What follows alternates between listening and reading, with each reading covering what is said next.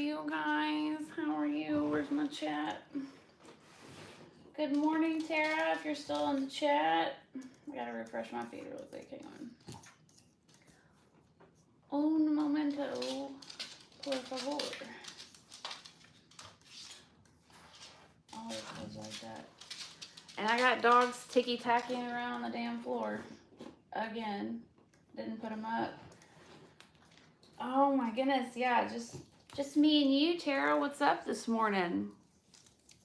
What is it? Hey guys.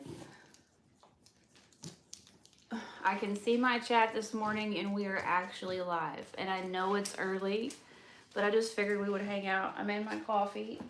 I made my water. And I've got a couple of plants that I potted up in the background there that I was just going to show you guys today because I have a lot that I'm supposed to be doing today, but I don't know exactly how much of it I'm actually going to get done. But I was thinking about going live later today also and doing like a manic Sally's Beauty Supply run with you guys. But it's early. They don't open until 10 o'clock. So we can't even go do that yet this morning. But hello everybody. Good Monday morning. Good Monday morning if you're watching live or if you're watching the playback. Good afternoon or good evening. I left 2 dogs out and I think it was a huge mistake. Can't see the chat on my phone either.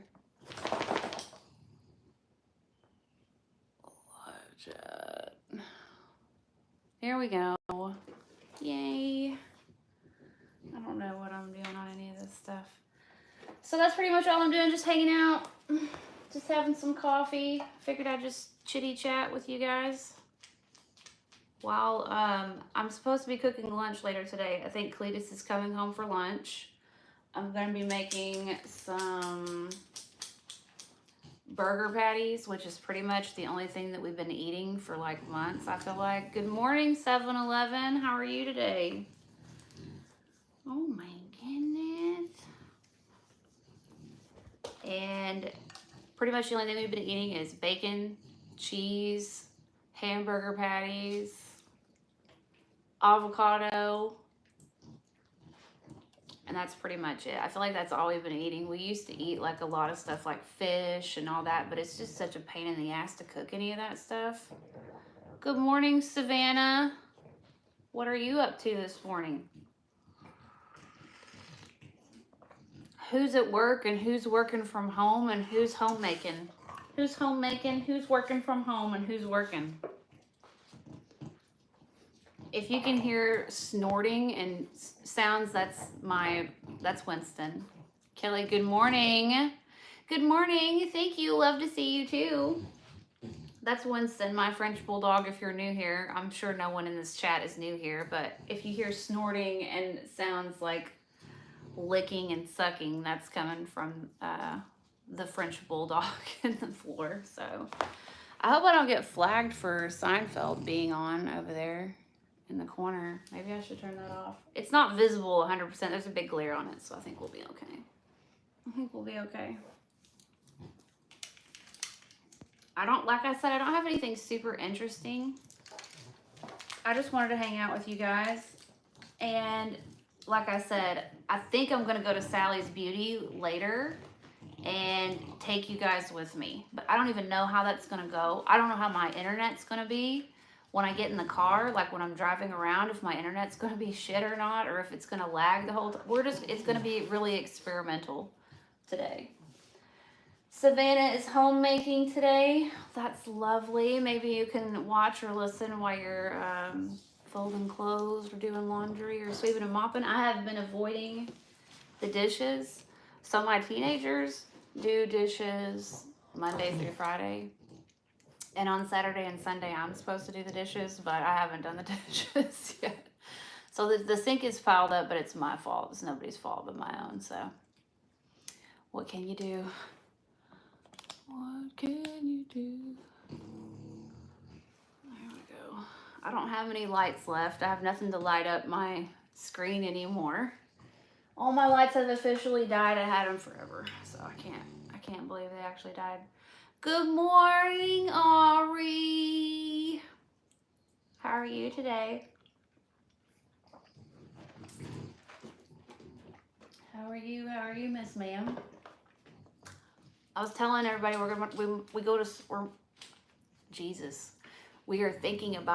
thinking about going to Sally's Beauty later.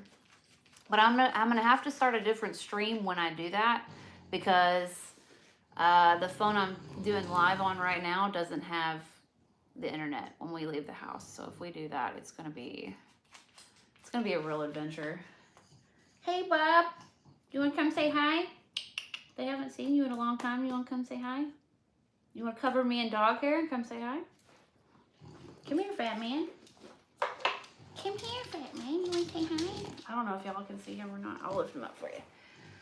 Let's say Winston say hi. Oh my God.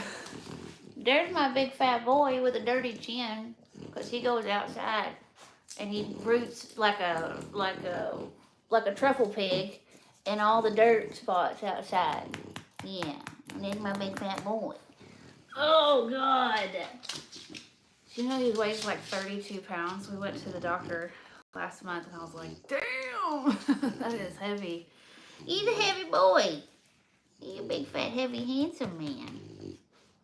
The temperature is 78 degrees and it's only 9 a.m.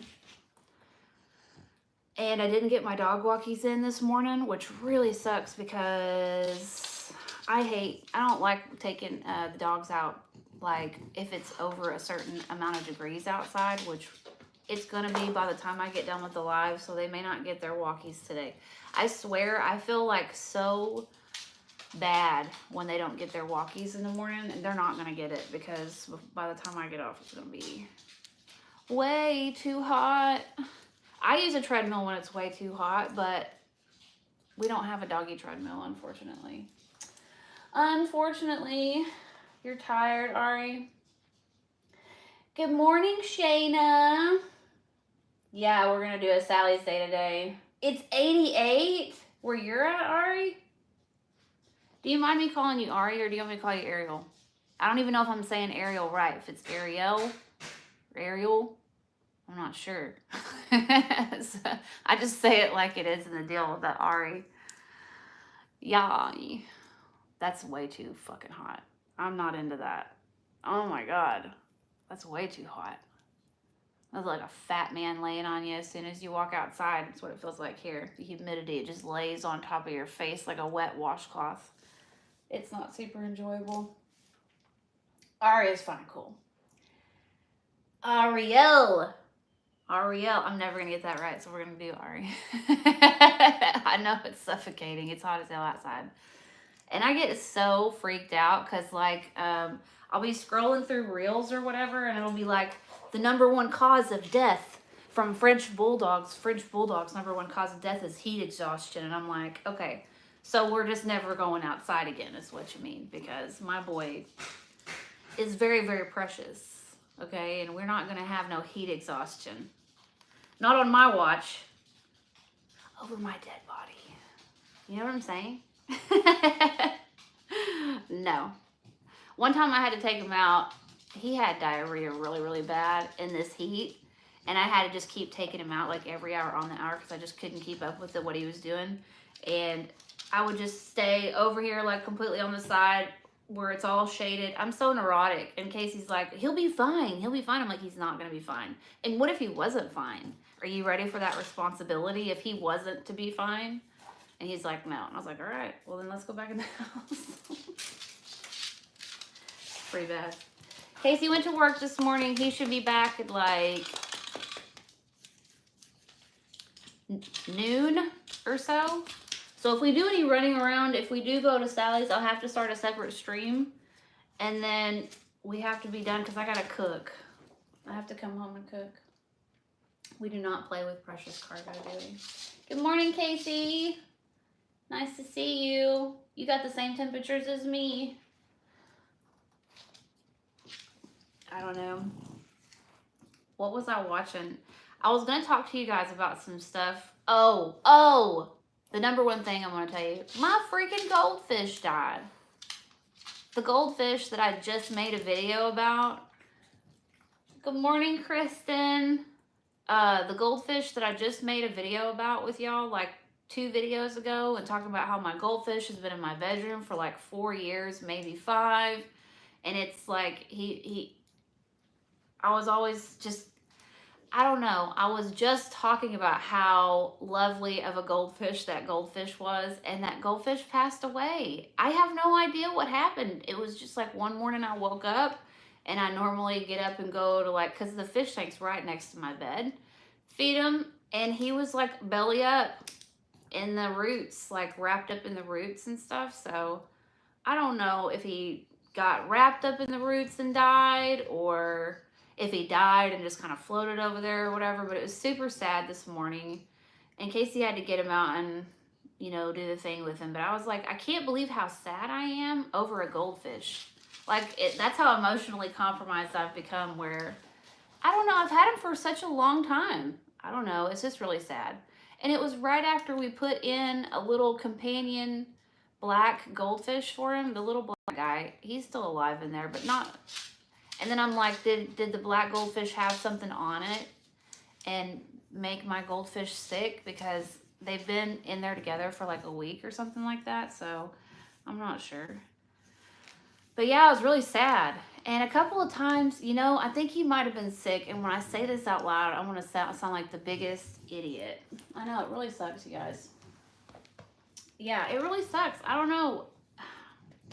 It's just a fish, so it's not, I mean, you know, it's not just a fish, but it is just a fish, you know? I'm trying to self-regulate here so I don't get really upset over it. But it's just a fish, you guys. It's totally fine. It's just a fish. But damn, it did suck. And Casey was like, well, you want to go get another goldfish and replace it? And I was like, not today. No, not today. It's just really sad. I'm really sad over my goldfish. I know, it sucks. And it's like, I feel like it only passed away because I said like, oh my God, look at how long I've had my goldfish for. And then boom, he was dead a couple days later. It's terrible. I hate it. I hate it. Winston's laying at my feet right now.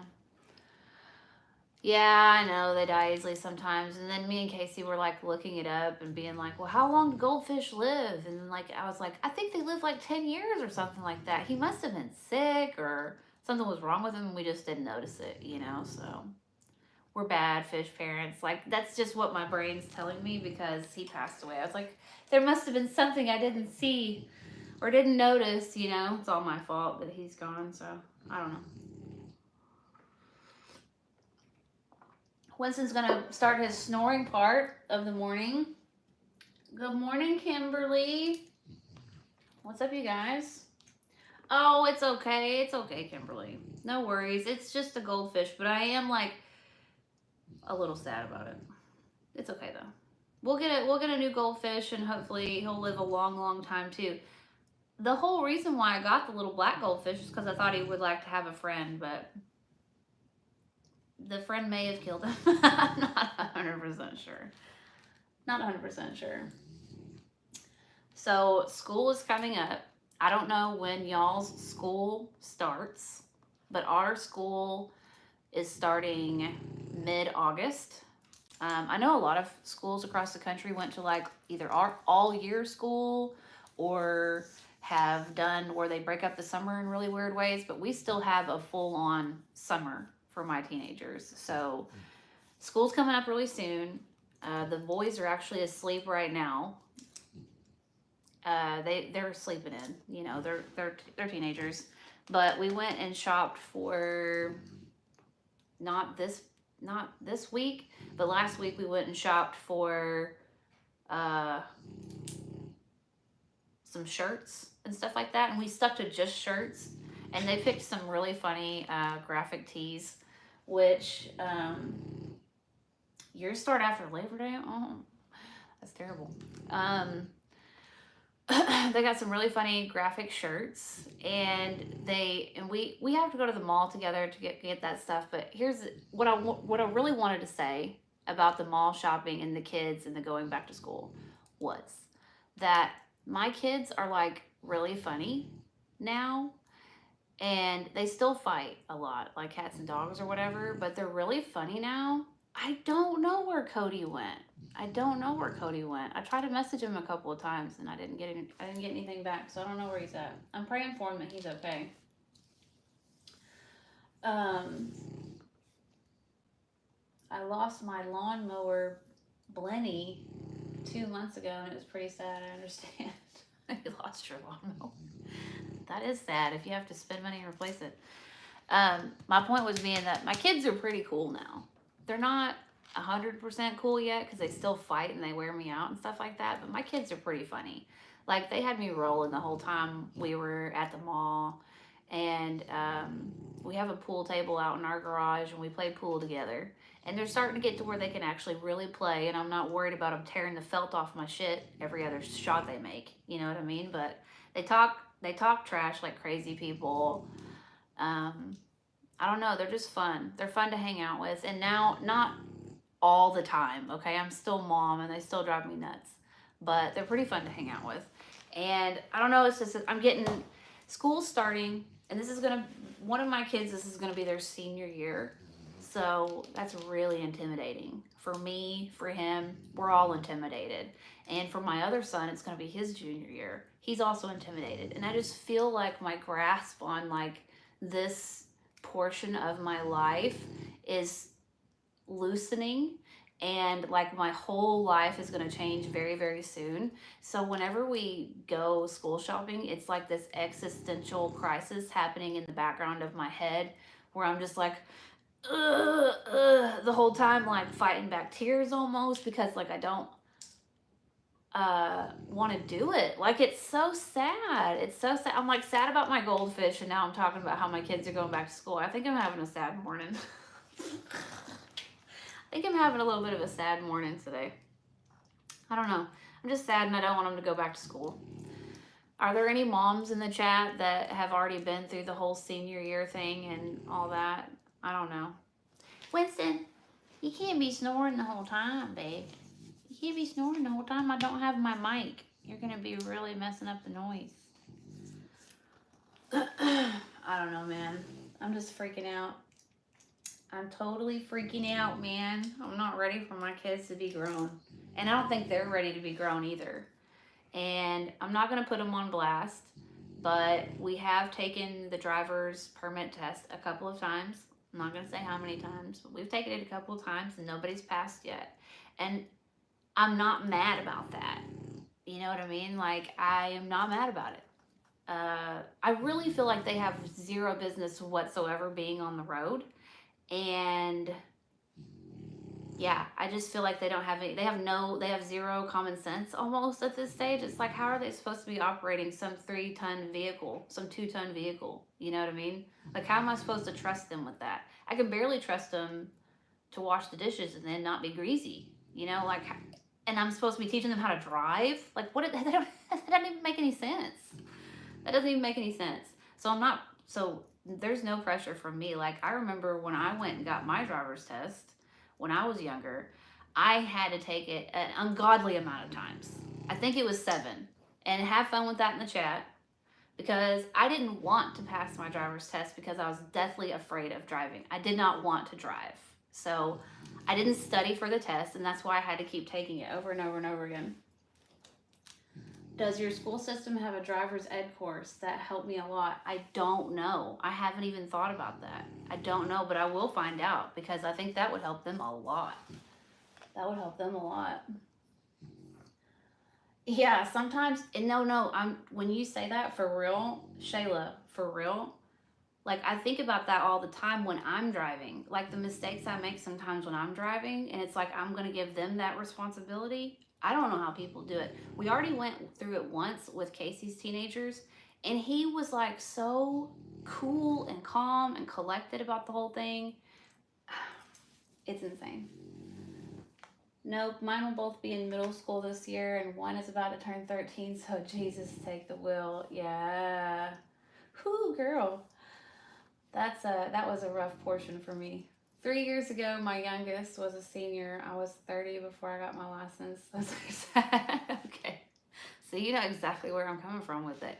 I don't think they need their license yet. I'm not mad that they haven't passed it. And whenever we go practice driving, my oldest doesn't immediately like listen to my commands. So if I say slow down, he won't immediately slow down. Like he slows down when he feels like, and I'm like, why didn't you slow down when I said to slow down? He was like, because I didn't need to. And I'm like, that's the attitude right there. That's, I'm not getting out on the road with you. Like, what if we're out there on the road and I say slow down and you don't slow down because you don't think you need to? You're insane. You know? No, no, no, no, no. The fact that someone's dependent on me to teach them how to drive is insane in the first place. It's insane. I'm such a nervous Nelly. It's like putting someone who's trying to disable a bomb in the passenger seat of the car that's trying to teach you how to drive. That's a really, really bad matchup. Oh my gosh. And I don't think like I think they probably feel the same way as I do when I was younger. I don't think that they're in a super big hurry to drive. Winston, have mercy. I don't think they're in a super big hurry to drive either because they're not like wearing me out about it or anything. So I think it's mutual. It's a mutual feeling. We're all taking our time. We're all just taking our time with the whole driving thing because it's absolutely horrific. Not to mention if you're ever on like TikTok, which I'm not on TikTok. I have an account, but I'm not on it. But I see a bunch of TikToks reposted on Instagram Reels. And there's a lot of Reels about like, this is dark shit, okay? But there's a lot of Reels posted about people losing their teenagers in car accidents, okay? Which makes me want to never let them drive anywhere ever again. So, you know, and I'm telling you, I'm so sensitive to that type of material. Like if I'm sitting down and I'm looking at my feet, I will go to the 3 dots in the corner and I will say, I don't like this. This is too sensitive for me, or like this is too graphic for me or whatever. And I try to keep that shit off my feed because it tears me up inside. Like I'll be crying at, 3 p.m., for a tragedy that, you know what I mean? Like it's a lot. It's a lot at 3 p.m. while I'm sitting on my couch is what I'm saying, Yeah. My youngest in 20 and has driver's anxiety. When he gets in, I make my husband help with his learning. Yeah, Casey's done a couple of them with the boys, but he doesn't get off till like it goes dark typically, and on the weekends we have so much packed and planned and everything. Usually the driving thing is that we're all putting it out of our minds. I think everybody kind of feels like the boys are not. Hey, I see other people's kids and they're like hitting the road at 17 and they seem responsible and they seem like they have a wonderful head on their shoulders, and more power to those people. I think that's wonderful, but that's not me and my family. That's not me and my household. You know what I mean? That's not us. No ma'am. No ma'am. Winton, can you come here? Come here and quit snoring so loud.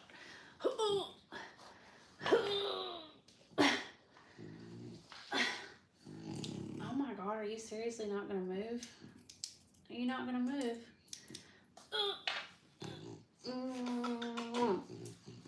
Big fat fatty. He's not gonna get up off the floor and I can't pick him up.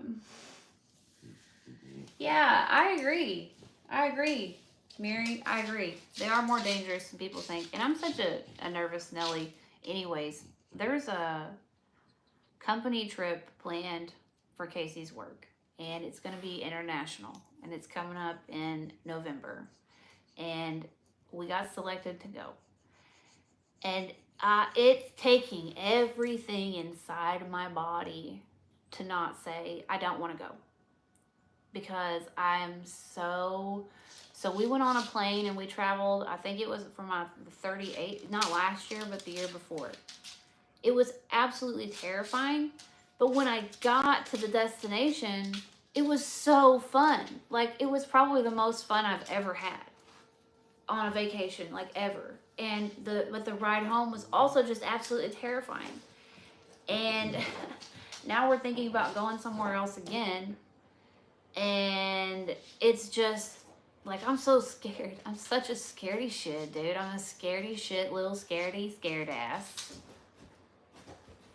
And I just want to go, I just want to tell Casey, like, hey, like, what would you say if I said, like, I can't go? Like, I don't want to go. I can't go. I don't want to go. And he was like, you want to go. He's like, you want to go because you're going to have a good time. And I'm like, I know I'm going to have a good time, but I'm freaking terrified. I'm absolutely terrified.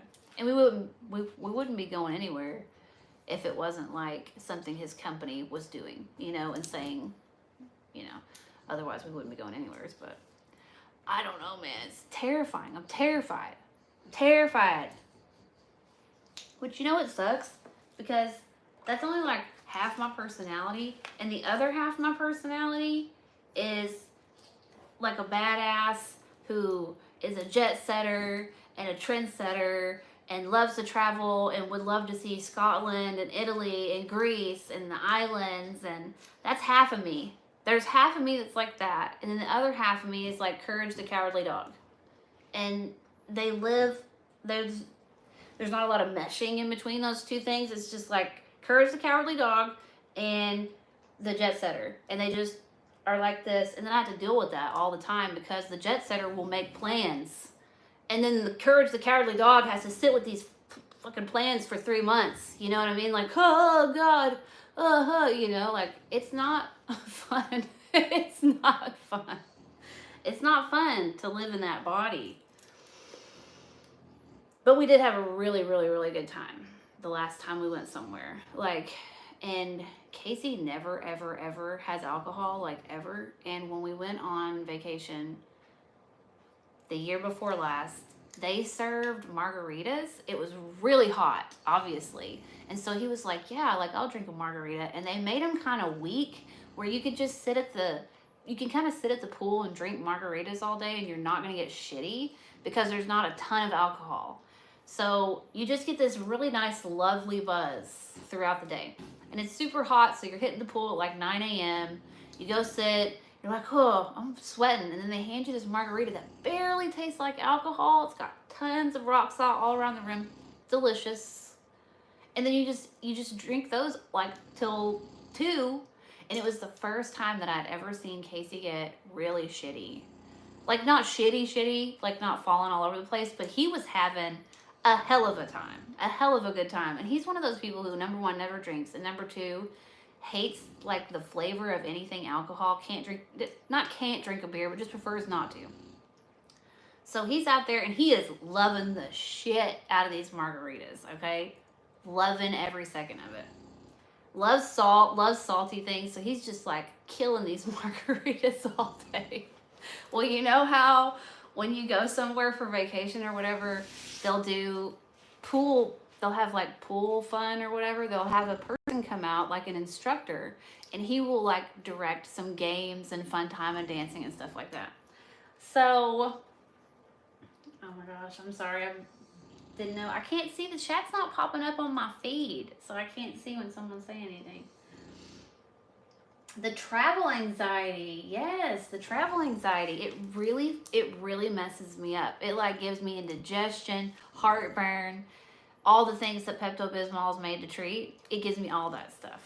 Anyways, so the guy's out there and he's like getting everybody to dance and he's got like these pool floaties and he's having everybody do stuff, right? Well, the next thing comes up and it's a hoop contest, like who can shoot and make it into the hoop. Well, the hoop is like, so here's, the pool is me, okay? And the guys are shooting here, and here's the hoop on the other side of the pool.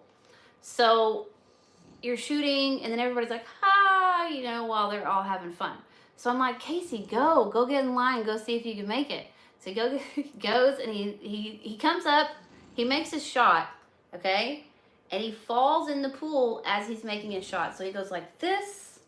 He's really putting a lot of effort into the shot, and then he kind of topples forward. and goes into the pool. Well, instead of just falling or belly flopping, he's like, oh, well, I'm gonna look like a cool guy and I'm gonna dive. Well, the problem with that is it was the shallow end of the pool. So he comes up, I'm in the pool, okay? So he comes up from the water and it just looks like Carrie from the horror movie. It just, blood just starts going everywhere. Just so much blood. And I'm like, oh my God.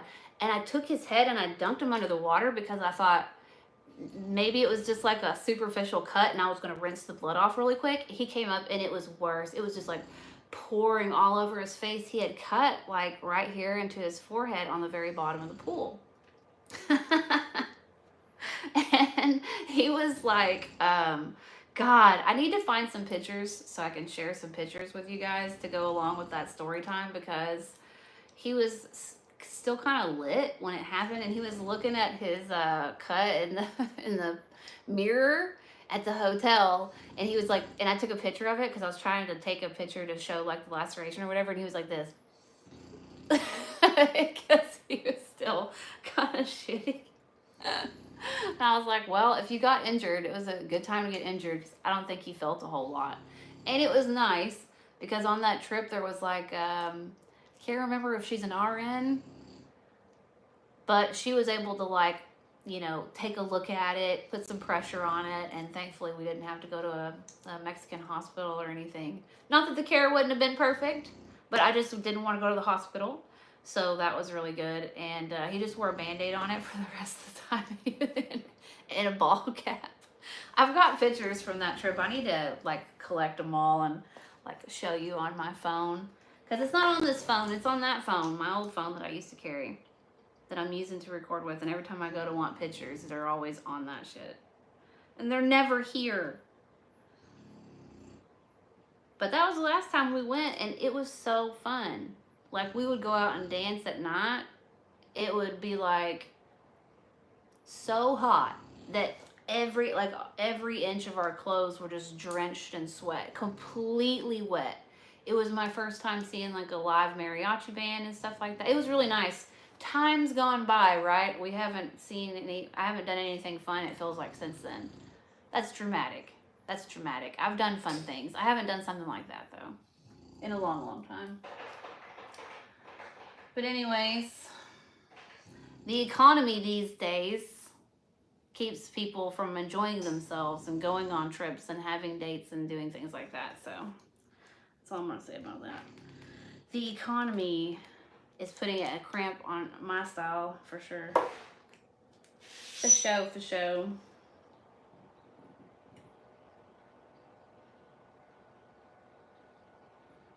Trying to see if my live's working or if it even pulled up this morning. I'm doing a trip for the first time in years later this month to Chicago. Never been. Oh my gosh, have fun with that. Have fun with that. I've never been to Chicago either, for sure. I've only been to California, Texas, Arkansas, and Mexico. That's pretty sad, huh? I haven't been a lot of places. I've driven through some places. Colorado. Damn, Rachel. I went there on my honeymoon, so let's go ahead and get that out there. Anyone else in the hurricane path? Oh man, I was seeing some stuff about that this morning on my phone. If you are in the hurricane path, I'll be praying for you and your plants and your home and your fence and on all your trampolines. Hopefully they don't just sail off into the ether. Oh, okay. I forgot that I potted these up and I wanted to show you guys really quick. Passed over me last night. It was mostly just rain. That's good. I remember it was a long time ago. Long ago. NSC Tropicals. Do you remember when they got hit by that really bad hurricane?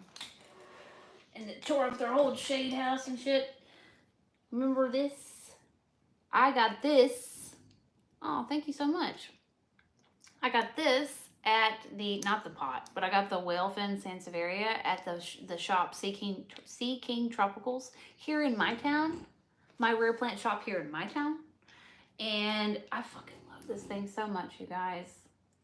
For a Sansevieria, which I've never been impressed with, I feel like my whole life. For a Sansevieria, like, I dig these little whale fins so much. I think it was Westwood Gardens we went to in that last trip, and they had big ass whale fin Sansevierias, like this tall and like this wide. Goals. I definitely want to get one of those at some point. And then, shock and chagrin, I found this white wizard at, oh, thanks Harley, what's up? I'm new to hurricanes, so I'm always grateful when it isn't bad. I hope you have some real luck. Do you lose your begonia bowl thingies too? I'm just curious, I haven't noticed them in the background. I transferred over a bunch of my begonias into like the dome containers. And then there was a catastrophe where I had a this was during my back injury, so the dogs would hop in and out of the area that had the bowls, and they made the lids go kind of askew on a lot of them, and I had a fan that would run inside of that area, and the fan dried them out. It took like 48 hours, and I lost like a ton of begonias during that, so that was one of the first big blows that I took. I still have probably 7 or 8, and I keep them in my dragon house terrarium. But yeah, barely anything survived, and it's really sad. Sorry. And I may never have that large of a collection ever again. You know, it's just too hard. I do a lot of stuff. I try to stay active. I go to the gym, a homemaker. I'm heavily involved with what my kids are doing, and then also do my own nails and do my own hair. I have a shit ton of dogs that I have to take care of every day, so I should have known back in the day I was overloading my own ass, you know? But I am getting more plants. With all that being said, I did go outside of my garage last night and make sure I had room on my plant shelf because Harley said she was going to send me a couple plants. So I had to go make sure that I had some room for that. And Casey's like, what are you doing? I'm like, making room for some plants. He was like, babe. I was like, settle down. It's not a lot, okay? Settle down. Settle down. I need to check the store out on VB. You need to check it out. She's got a lot of cute stuff. So I started a baby in one like you had. I kept mine close to the tiny binder clips. Sorry you lost them though. Yeah, what's really sad is that binder clips, I could have avoided all that tragedy, but I just didn't think that I needed to do it because my kids didn't mess with my plants, but I never anticipated like my dog's roughhousing and knocking things askew. You know what I mean? I didn't anticipate all that, so it kind of sucks. But yes, if you do the bowl, 100% use a binder clip. Don't just depend on gravity or goodwill to keep the lid on. You know, don't be like me. Do better. Oh, you lost your Rachel begonia? You should see mine. It's got like 2 twigs. And they're like this. It's still alive though. It's still alive.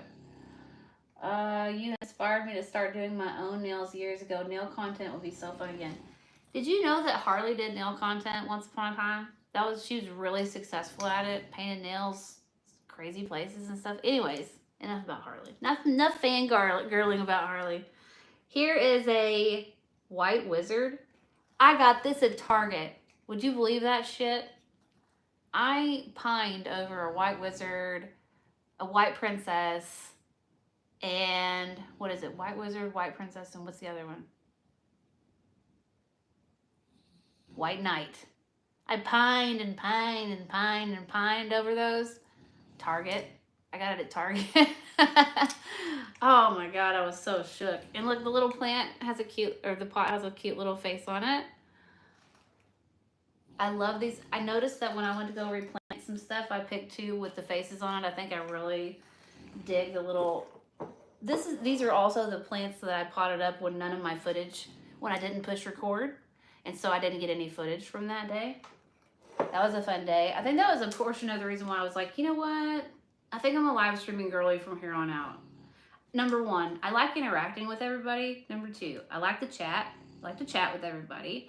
Number 3, I hate editing. Oh my God, I hate it with a fiery passion. Not because I suck at it necessarily, but because I feel like just me and technology just don't ever get along. Something always comes up. I'm just over it. I'm over it, guys. Target has well, my Target has plants, yeah. And it was only like 3 things. There was like a baby monstera, some sort of calathea, and a white knight just sitting there. I was like, you got to be shitting me. I think it was like $19.99. I was like, oh shit. But some of these nurseries around here haven't gotten the memo per se that the plants aren't that expensive anymore online. So when I went into Westwood Gardens, I know I say that shit a lot, but when I went in there, they had some Thai constellations there, but they were like wanting $360 for them, I think, or something like that. And those are the ones that Home Depot has now. So they didn't really get the memo on that, but you know, what are you gonna do? What is my favorite philodendron? Probably the Splendid. The philodendron Splendid is probably my favorite. Super hardy. Super hardy. Or the Warsawexii.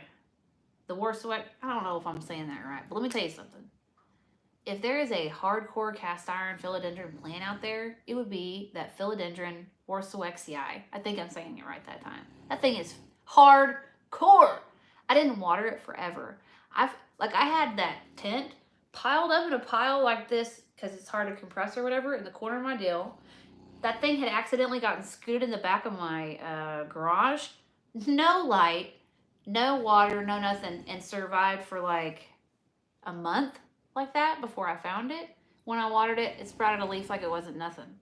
So that philodendron Warsawexii could go through like nuclear fallout, I'm pretty sure, and be fine. I think I want to make like a live stream where I just go.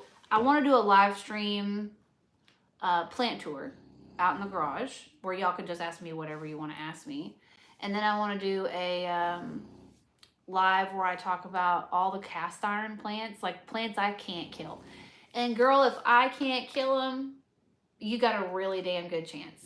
You know what I mean? But the problem is, not a lot of inexperienced plant people typically show up in my chat. It's more experienced plant people who have been collecting for a while. So, but I'll definitely tell you which ones have been through some shit and came out the other side smelling like a rose. The Shawshank Redemption plants, if you will. Got a fan palm from Target. Love it. Oh my gosh, that is some brave shit, getting a fan palm. Have you ever had a fan palm? Girl, I can't even buy my happiness with plants anymore now that everything is so expensive. Preach. That's the real tea. That's what's really going on. I still haven't went and bought the variegated string of hearts. Just because, like, I'm trying to be on my saving game and I'm trying not to do all this. And the reason why I'm on my saving game is because the economy is such a piece of shit. If the economy wasn't such a piece of shit, I could probably be having a little bit more fun right now. But I'm not. So I feel you on that one, 100%.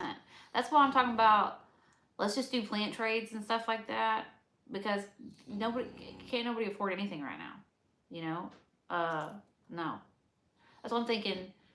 Me and Casey were talking about it, and I filmed some content for members only. So I haven't had a lot of perks or whatever for my members in quite some time. Obviously, I've been gone for a really long time, but I want to pick that back up. So I wanted to do video content for both tiers. There's Dirty Plant Hose, and that's the highest, and then Dirty Plant Enthusiasts. I want to do videos that are available for both tiers, and then I want to do live plant trades with my Dirty Plant Hose. So I don't know if I want to do live plant. I think I want to do it once a month, because if I do a live plant trade once a month, I think that'll give me time to get things shipped and not putting myself on like a hardcore time limit. Because I thought about doing it twice a month, but I think that'll be too much. It'll be too, for me to be live streaming and shipping stuff. That's just, I know it doesn't sound like a lot, but I'm easily overwhelmed. So No, it's your first time, girl. You better get ready to hose that damn palm down like a million times. It's a spider mite magnet. I'm not trying to put the bad juju on you, but beware. Beware. Yeah, my mom was like, have you been cooking lately? I'm like, yeah, to eat, not for fun. I know, it's so bad. It's so bad, and I feel like everybody's pretending. Everybody kind of pretends like it's not happening to a certain extent. Like everybody's pretending they're not broke, but I don't need to pretend. You know what I mean? Like shit's is tight. Shit's is tight these days for everybody. It's like I don't know. You know. I got a Jose Bueno node for $10 and several Mika nodes for $1. We have a yearly plant sale with hundreds of vendors. It was the best place. I also got 2 Thai constellations there. Where are you at that you got all that at the plant sale with hundreds of vendors? That must be a nice city to live in. That must be nice. Oh my god, like the salt. It's like reminded me how I used to get so salty. Do you remember back in the day? This was like 4 years ago or so, when people would always be on the hunt. Like I've pretty much given up on it. It would be like every time you go to a Lowe's or every time you go to a Home Depot or whatever, everybody be scouring all the monsteras looking for the. Oh, I think Harley found one. She found one with like a weird genetic mutation. She's so lucky. And then, then I think, shit, can't even remember. I think Plant Me Ashley. I'm sure she still makes content. I don't know if she still makes content or not, but I'm pretty sure she does. I think she found one way back in the day, and I remember, and Casey still gives me shit, like every time we go plant shopping, I'll go scouring the monsteras, and if he sees me doing it, he'll be like, he'll be like, how come you haven't found one yet? Where's your variegated monstera from Lowe's? And I'm like, bitch, I don't know, okay? I don't know. All the other hookers are getting here long before I do. And I don't know where it is. They stole it. Everybody's stealing it. Orlando, Florida. No wonder. That sounds really nice. I told Casey that's why everybody migrates there, because Florida's the shit. That's why. The temperatures are awesome. You can grow your shit outside all year round until the hurricanes come. It's the dream. It's living the dream. You never get cold. Every winter comes around, I'm like, I'm moving to Florida. That's it. But I'm only like middle aged, so I don't think I can go yet. I have to wait until I hit 60. Or Casey hits 60, one or two. Can you guys hear Winston snoring on the couch behind the phone? He's full on old man, got his spot and is rocking the snore. If anyone can hear it and it's driving you nuts, I will try to move him. I'm so sorry. Said I've always wanted to, but I don't have a local community. I still do it. Well, like I said, I've never done a live plant trade before, but I'm totally willing to do it, especially now since my collection's so small and I don't have to think about so hard like what I have or what I don't have. My pests are also not out of control. That was really intimidating back in the day when everybody was wanting me to do plant trades and stuff like that, because the last thing I wanted to do was send someone something that had a pest on it. And I had so many plants that my pests were just kind of out of control at that time. Like some areas had tons of mealybugs. I had thrips on some plants. I had spider mites on some plants. So it was like, I can't say, oh, I've got this and I'm ready to trade with you. You know what I mean? Because I didn't know whether or not it, had anything on it. But that's what's cool about now, how my collection is so much smaller. I don't have a pest on anything right now. I can say that with my whole chest. I don't have plant pests right now. It's because I've been watering everything like I'm supposed to, which doesn't send distress signals. He's bothering me snoring a little bit. Winston's snoring big time. Man, if you don't hear it, I don't know how you don't hear it.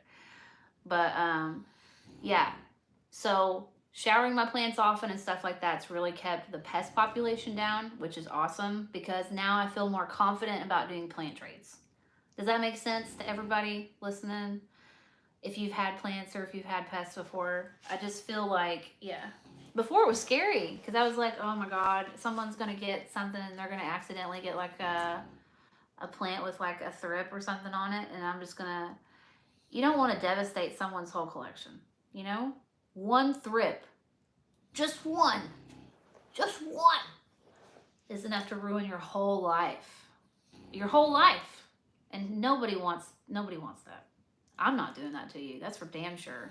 Pretty much shut everything down in the store when I found thrips were on some of my Monstera and stuff like that. I was like, fuck this. I can't even guarantee that I'm not going to spread it.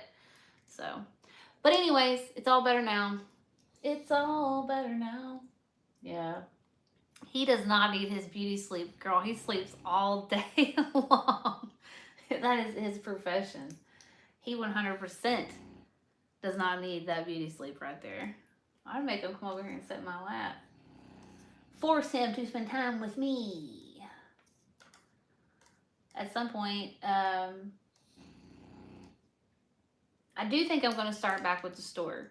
I just wanted to get my YouTube shit back in order first. I wanted to start putting content out. And now that I've decided that live streaming is kind of the direction that I want to go, like I know it seems like quasi boring at the moment, but I'm planning on live streaming like damn near every day throughout the week, like Monday, Tuesday, Wednesday, you know what I'm saying? And we can just hang out, or y'all can be with me whenever I'm doing something.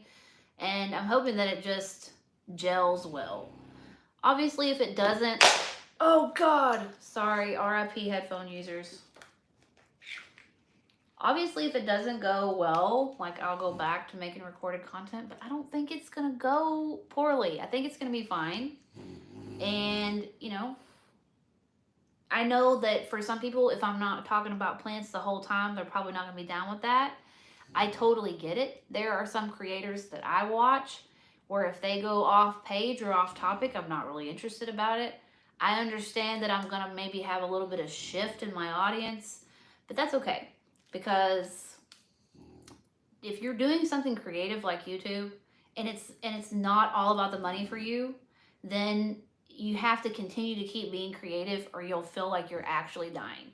Like there are some channels who that's all they do is one topic. And I'm talking, you know YouTube, you know the niches, you know all that stuff.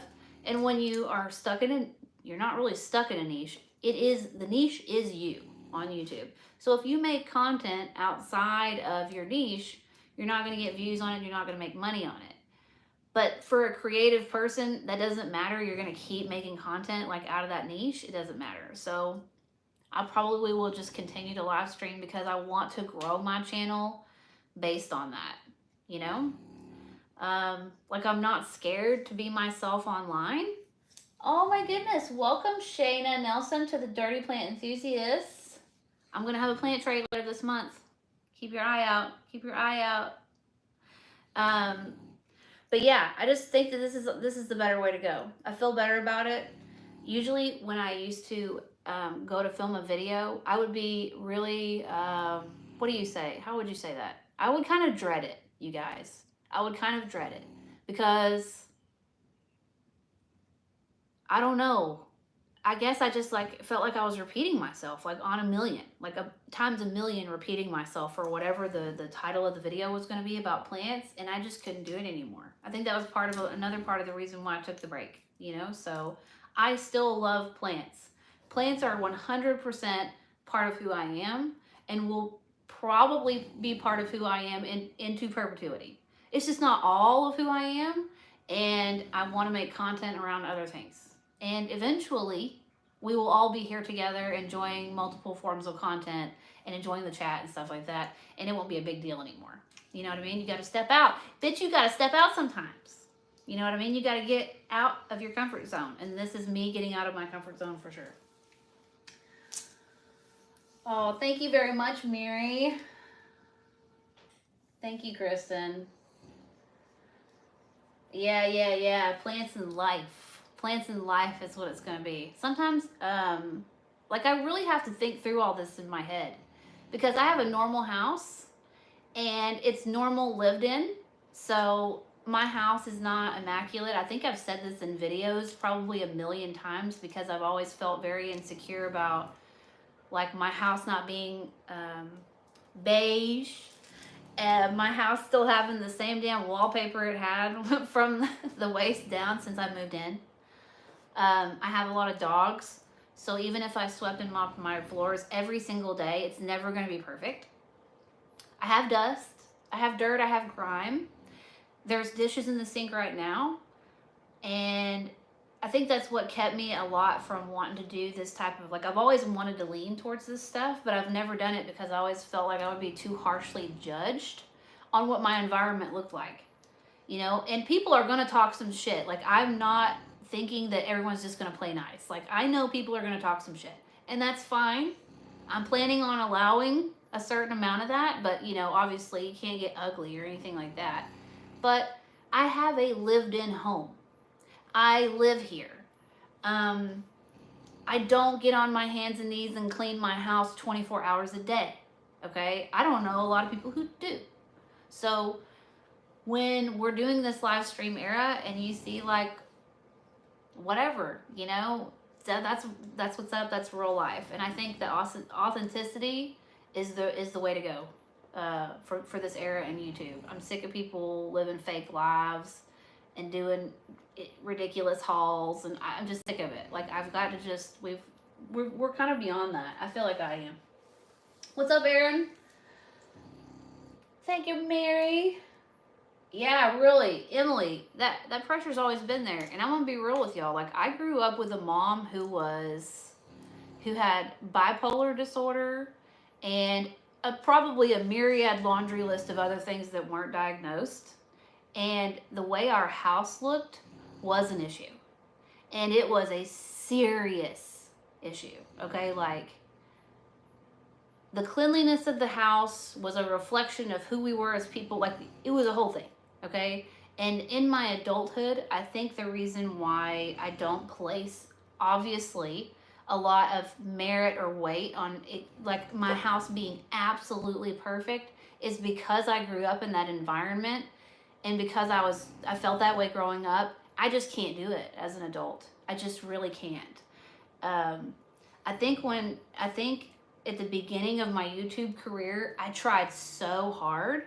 I was like, I'm gonna do it, you know, because now I'm on YouTube, and now, like, this is the time I'm gonna be like this immaculately clean person, and it's just, everything's gonna be sparkling and shining.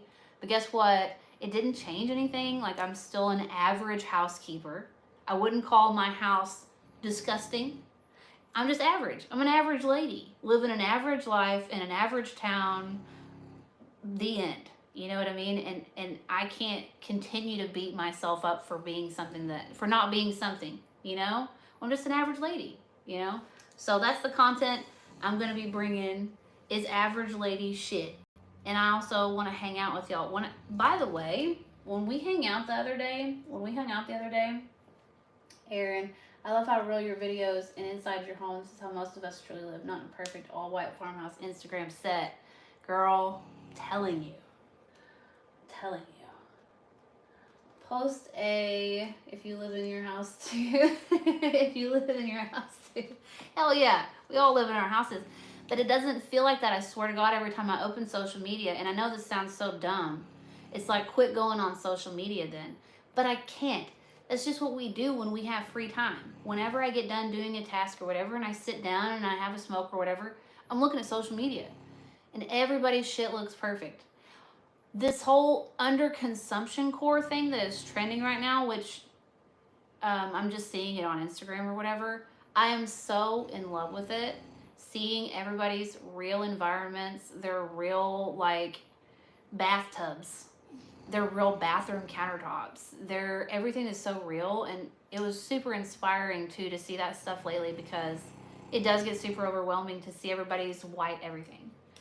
Or even if they have a colorful something, it's just like, it's perfectly curated, you know. I don't know, it's just really overwhelming. And you're like, fuck, I can't film anything. I can't film a short. How am I supposed to film a short? They're gonna see something. You know, that's dirty. And then it all plays into how I was raised. And then I was like, and then it gets overwhelming, and then I can't do it anymore. And that's a cycle I'm trying to break myself with the content creation. Is I don't have to be perfect, and none of this has to be perfect, you know? So it is scary.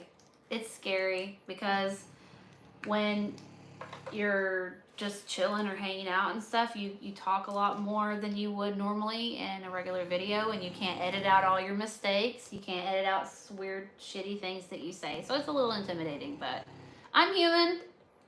I'm a big old human. Yeah, did that wake you up?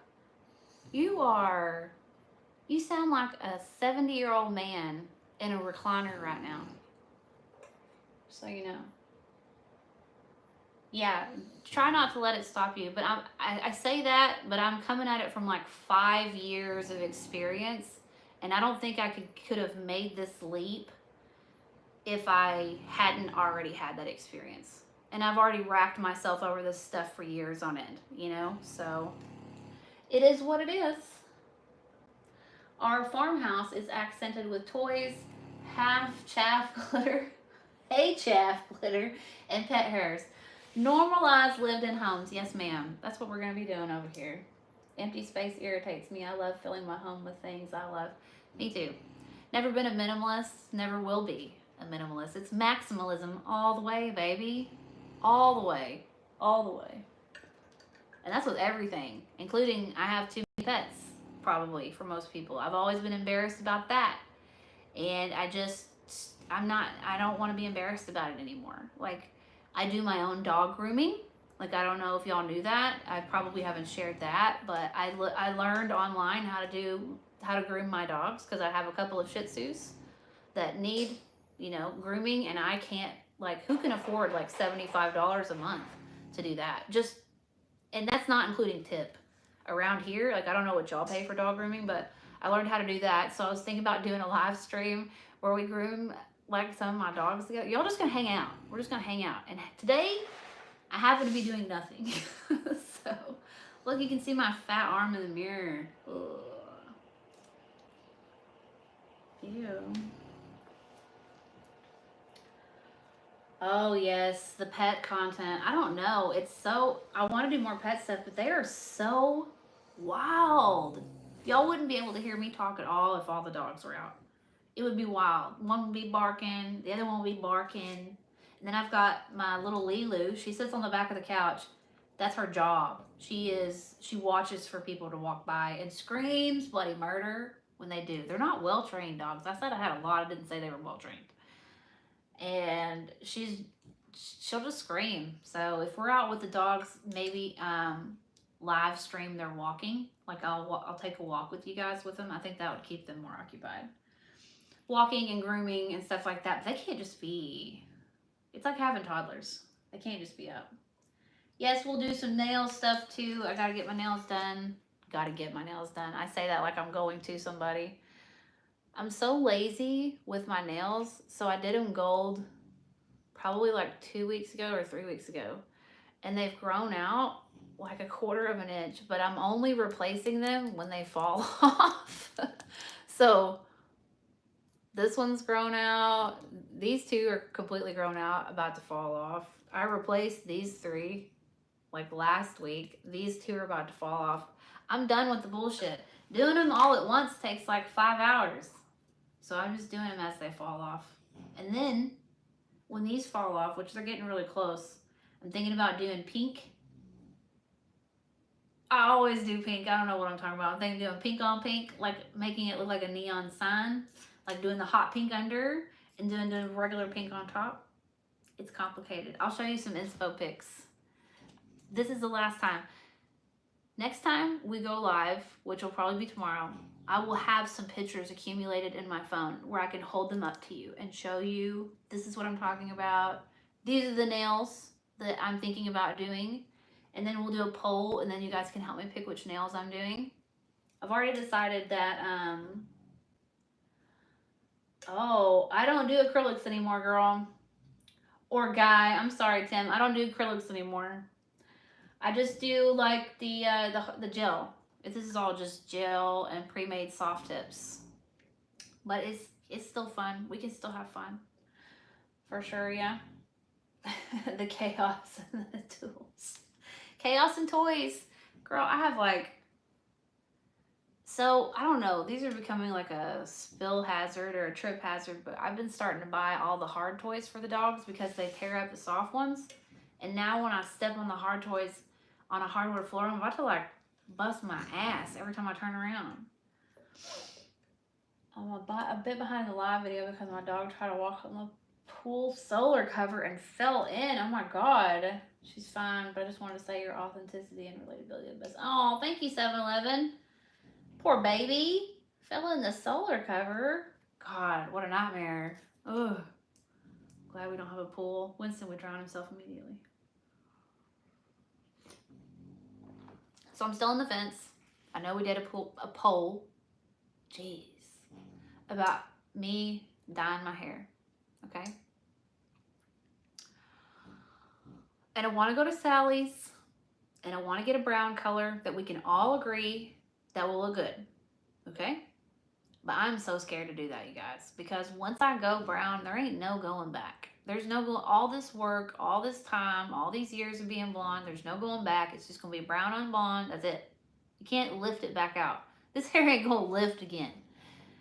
It's lifted, all it's going to lift. It's over. So I guess I'm just, like, I'm convinced that's what I'm going to do. Maybe we'll go tomorrow, though, because, what time is it? They open right now at 10 o'clock. Because I'm not going to dye my hair today anyways. But if we go tomorrow, I can start the live at 10. We can go get the dye and I can come back and actually dye it. It's not going to be some big, huge transformation. It's just going to be darker, you know? I don't know. I'm still feeling some kind of way about it. I don't know. Cool, Tim. Cool, Tim. Have you used pigments on your nails? Not yet. I've done eyeshadow. So I'll do like a white, and then I'll put a matte coat on top, and then I'll use some pigmented eyeshadow with a little eyeshadow buffer, and it creates the same effect as pigment. I just honestly haven't ordered any nail supplies in a long time. The last thing I ordered was 10 XL stilettos. So they're longer than this by like this much. And I kind of hated them. And I don't know why I kind of hated them, but I kind of hated them. They took me from, I could get, these nails, believe it or not, I can get around with these. I can do anything that I want to do. But the 10 XLs took me out. I couldn't do certain things, and I just wasn't happy not being able to do certain things. So I bought those thinking that I was going to transition over to having 10 XL nails all the time. And guess what? I'm not, because I don't fucking like them. So I'm going to have to go back and order the 5XLs. If you're wondering where I get them from, I get them from enailcouture.com. And they have tons of shapes, tons of sizes. It's all pre-made nails. They're like soft gels. They're full cover tips. And I use like a builder gel up underneath it to adhere it to my nail. So it's a full cover tip, boom, builder gel on top, done deal. Way faster than, I used to try to do acrylics way back in the day. And I stunk this house up. We didn't have no good ventilation for that type of shit. It took me like 10 hours to do my set, like continuous 10 hours just trying to do a fucking set of nails. It was insane. I can't believe I ever even tried to do that shit. With no proper training, no education. Just me flying high on fumes at Sally Hansen Beauty Supply and some YouTube videos is all I had. I was like, fuck it. I'm now a nail tech. Yeah. Max and Enail Couture, yeah. I learned about them a long time ago. 10 hours, yes. Oh, yeah. Yeah, because when you do acrylics, you'd put a mountain of product on your fingernail because you don't know what you're doing. I had no idea what I was doing, so I would have this huge mountain of product on my nail, and then I'd be like, filing it forever and a day. And then even then, the shape was fucking whack. And that's why I think that anybody who is inexperienced and wants to do their own nails at home, full cover tips are the way to go. It's already shaped. It's already formed. You don't have to do shit. You can buff the outside so it makes your polish easier to go on, but that's it. And you can get any size you want. Short square, short oval, short stiletto, medium oval, medium stiletto. They have ones that are already done. This is not an infomercial, by the way. It's just a nice thing that you can do for yourself. They have ones that are already made into French tips. They have ones that already have glitter on them. So if you don't have time to paint that shit, you can literally just adhere them and go. Like, I think paying to have your nails done at a salon is a dead deal. It's dead for me, but I think it should be dead for a lot more people, because these nail salons are still messing some of y'all up, and you're still paying some good money to walk around looking silly. Not that I have anywhere to say anyone's looking silly, but no. If they are, no. I have to be nice on everything I'm saying. I have to be nice. Acrylics are so hard. I miss having long nails. It's been a hot minute. Yeah. I got really close to saying I'm not going to have long nails again. I probably went a month, 2 months having short nails. And Casey made fun of me. Like, brutally made fun of me over those months and was like, you just don't look right with short nails. You just don't look right with short nails. And I was like, he's like, your nails look like, your hands look like someone chopped the end of your fingers off. And then he would like hold hands with me and he would look at him and he'd be laughing at him and stuff. I couldn't take the ridicule anymore. Prepare for ridicule. What's up, Andrew? You missed everything. It's all over now. You missed it all. I agree, though. You need to find someone good. Yeah, I mean, if you want to go to someone, find someone good for sure. But I don't know how anybody can afford to get their nails done. Shit. We're all just trying to eat. Good Lord. You know that I paid for a $3.99 avocado yesterday? I almost levitated when I saw that price, y'all. It was a big avocado, but still. I almost levitated. It's insane. I'm so sick of paying this prices for this food, y'all. Killing me. And it's like I can feel getting older, because like all I do is bitch about the prices of groceries when I'm at the grocery store. That's all I do. I told you that the other day, but it's really all I do. I can't go for anything without being like, damn, every time I look into a little price bin. These people are insane.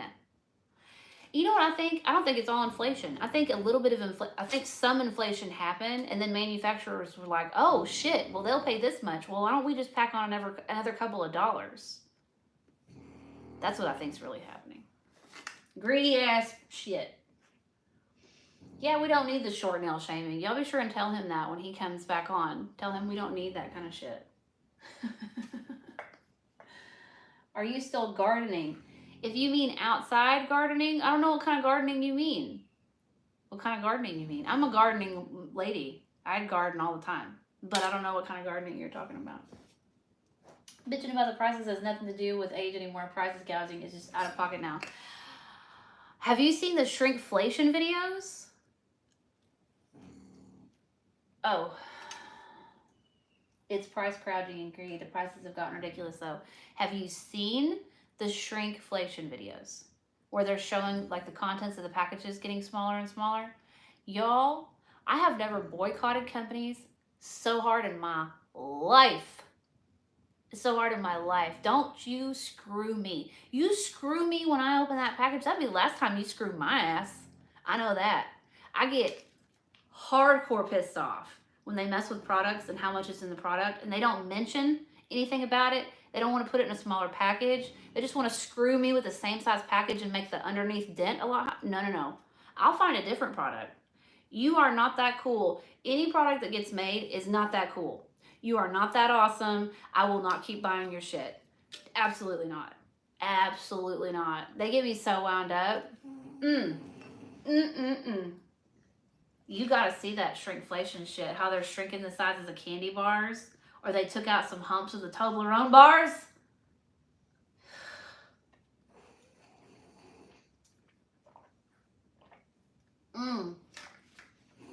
I've tried to veggie garden so many times. And I don't know if it's my area that I live in or what. But the pests have taken me out at the knees every single time that I've tried to garden. And I always try to garden outside. Winston. want a treat? You want a piece of bacon? Bub. Let me go give him a treat really quick. I would definitely garden outside, but like I would go out one day and then all of a sudden there would be like all of my tomato plant, like the new growth or whatever. Here's a piece of bacon. All the new growth or whatever would be literally clumped like this into a spider mite web, or I don't know if it was some sort of worm web, or it was just brutal. And I would try to wash them off, and then the tops would break off because I was hitting them too hard because I'm trying to get the pests off. Like, veggies have just never worked out well for me at all. No, the tent veggies were worse. They were worse. And I felt like an idiot because I was like, oh, I'm just going to do these in the tent. No. It's like they manifested pests from the insides of their bodies. And outside it was bad, but inside it was even worse. Huge mistake. Huge mistake trying to grow veggies. You know what sucks about that? Is I went down to the tire shop a couple days ago, and they have like this concrete patio. Sun beats down on that shit like you wouldn't believe. But it doesn't have a lot of stuff around it that's growing, but they have these 2 big pots of tomato plants, and they're just thriving. Just thriving. Just getting cooked to death by the sun. And I don't think anyone's really paying attention to them, and they're doing great. I don't know. I think it's because I want them to live that they don't live. Shrinkflation is such a scam. I'll tell you something. My kids are learning a lot about the economy and how much stuff costs, because when they get their allowance and they want to buy something, boy, are they getting a shock to the system. Okay? I only buy Coke Zeros for the house. Think about it, whatever you want to think about it. I don't provide the sugary drinks for the boys because we have a diabetic in the house. I'm just not encouraging that type of behavior, right? So if the boys want sugary drinks, they have to go buy their own sugary drinks. And boy, when they see those price tags, they're like, what is this? I'm like, yeah, yeah, that's what it's like. That's how much that shit costs. Andrew, one time I got ladybugs, and that was a joke. But I never got anything else besides ladybugs. Yeah, Babs. I've never done that, like learned about the companion plants or anything like that. I think I was so involved with my anthurium collection and all the stuff inside the house that it was like an afterthought for me. And we're way too late in the season to do it this year, but I would like to do it next year. Because dead ass, I don't want to pay for the shit. So it's now become, it went from being like, oh, we could do a cool hobby and we could grow some vegetables outside, to, oh my God, this stuff is way too much in price and I need to grow it myself, right? Jalapenos, we go through a shit ton of jalapenos. I need to grow that. Bell peppers, we use that for meatloaf. I need to grow those. Surely I can grow an onion, right? It can't be too hard. There's a list of things that we need to get out there and get started growing next year, so I don't have to pay for the shit. And then we can chop it all up and freeze it so it'll last through the winter. Gotta start baking more. Yeah, the whole thing is a scam. We threw tea in the harbor for less than what we put up with now. Don't get me started. I'm telling you. Don't get me started. Instead of brown, maybe try a dark. Is that what that says? A dark natural blonde first? I don't know. I think I am going to try that. I don't know, guys. I'm really scared. I'm really scared to do it. I just don't want it to look muddy. I don't want to look like a muddy mud monster. It's going to suck. It's going to suck. It's just going to suck either way.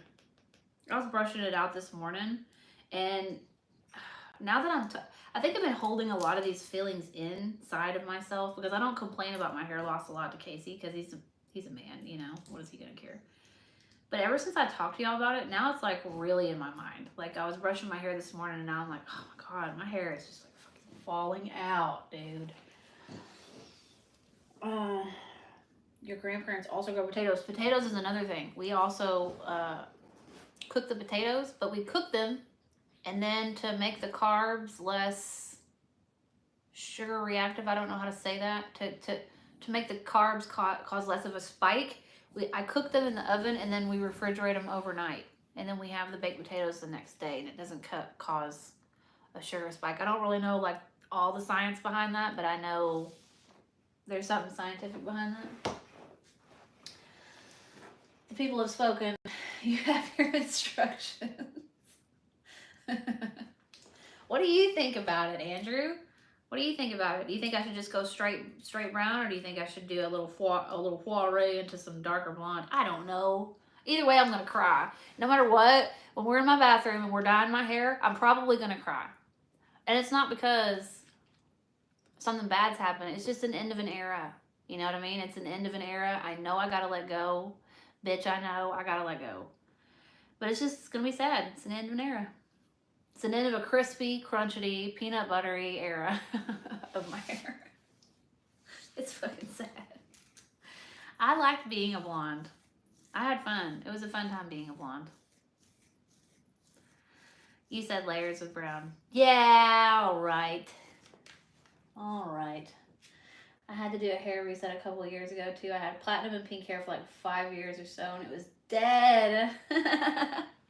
See, I'm there, it's dead, but okay, I can't see from your profile picture, but you most likely have a shorter hairstyle, not 100% sure.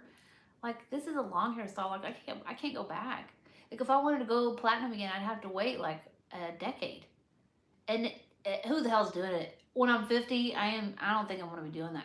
I can't, not because you can't dye your hair when you're 50, I'm not gonna have a whole fucking lot of hair left. Okay? We're losing hair at an extreme rate right now. And I don't know if it's the bleach or if it's the hair loss, because I'm getting older. So I don't know if it's my aging or if it's the bleach is doing it. We'll see once I dye it brown and quit screwing with it.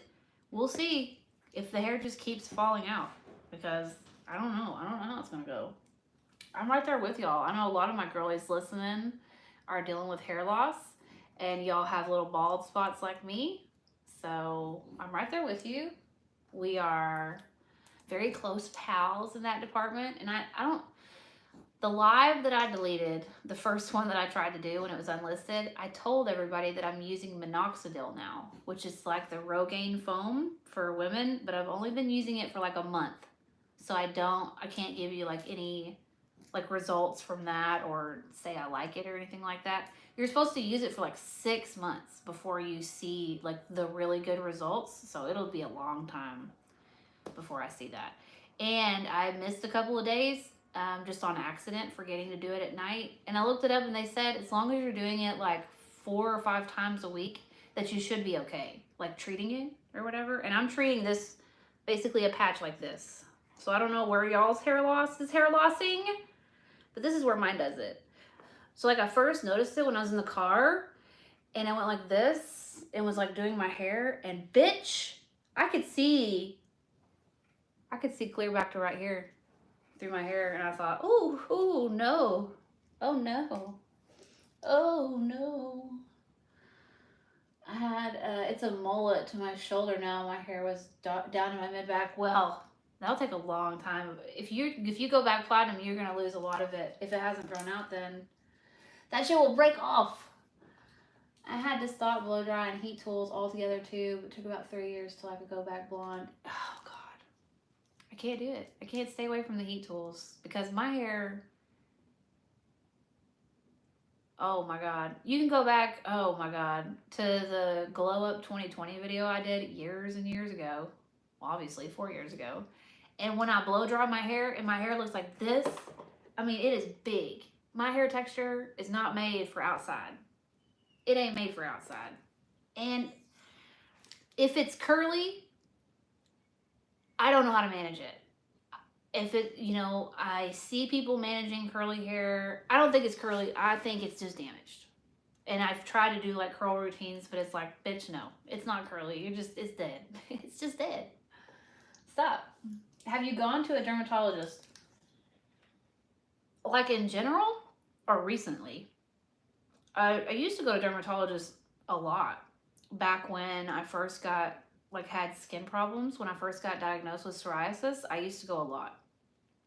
Because I was thinking that they were going to fix me. And I thought that there was going to be some sort of healing something that they were going to offer me. But with psoriasis, it's kind of like, yeah, you've got psoriasis and here's a bottle of steroid cream. Good luck.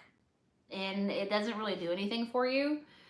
For my hair, no. Why? You go to a dermatologist for your hair?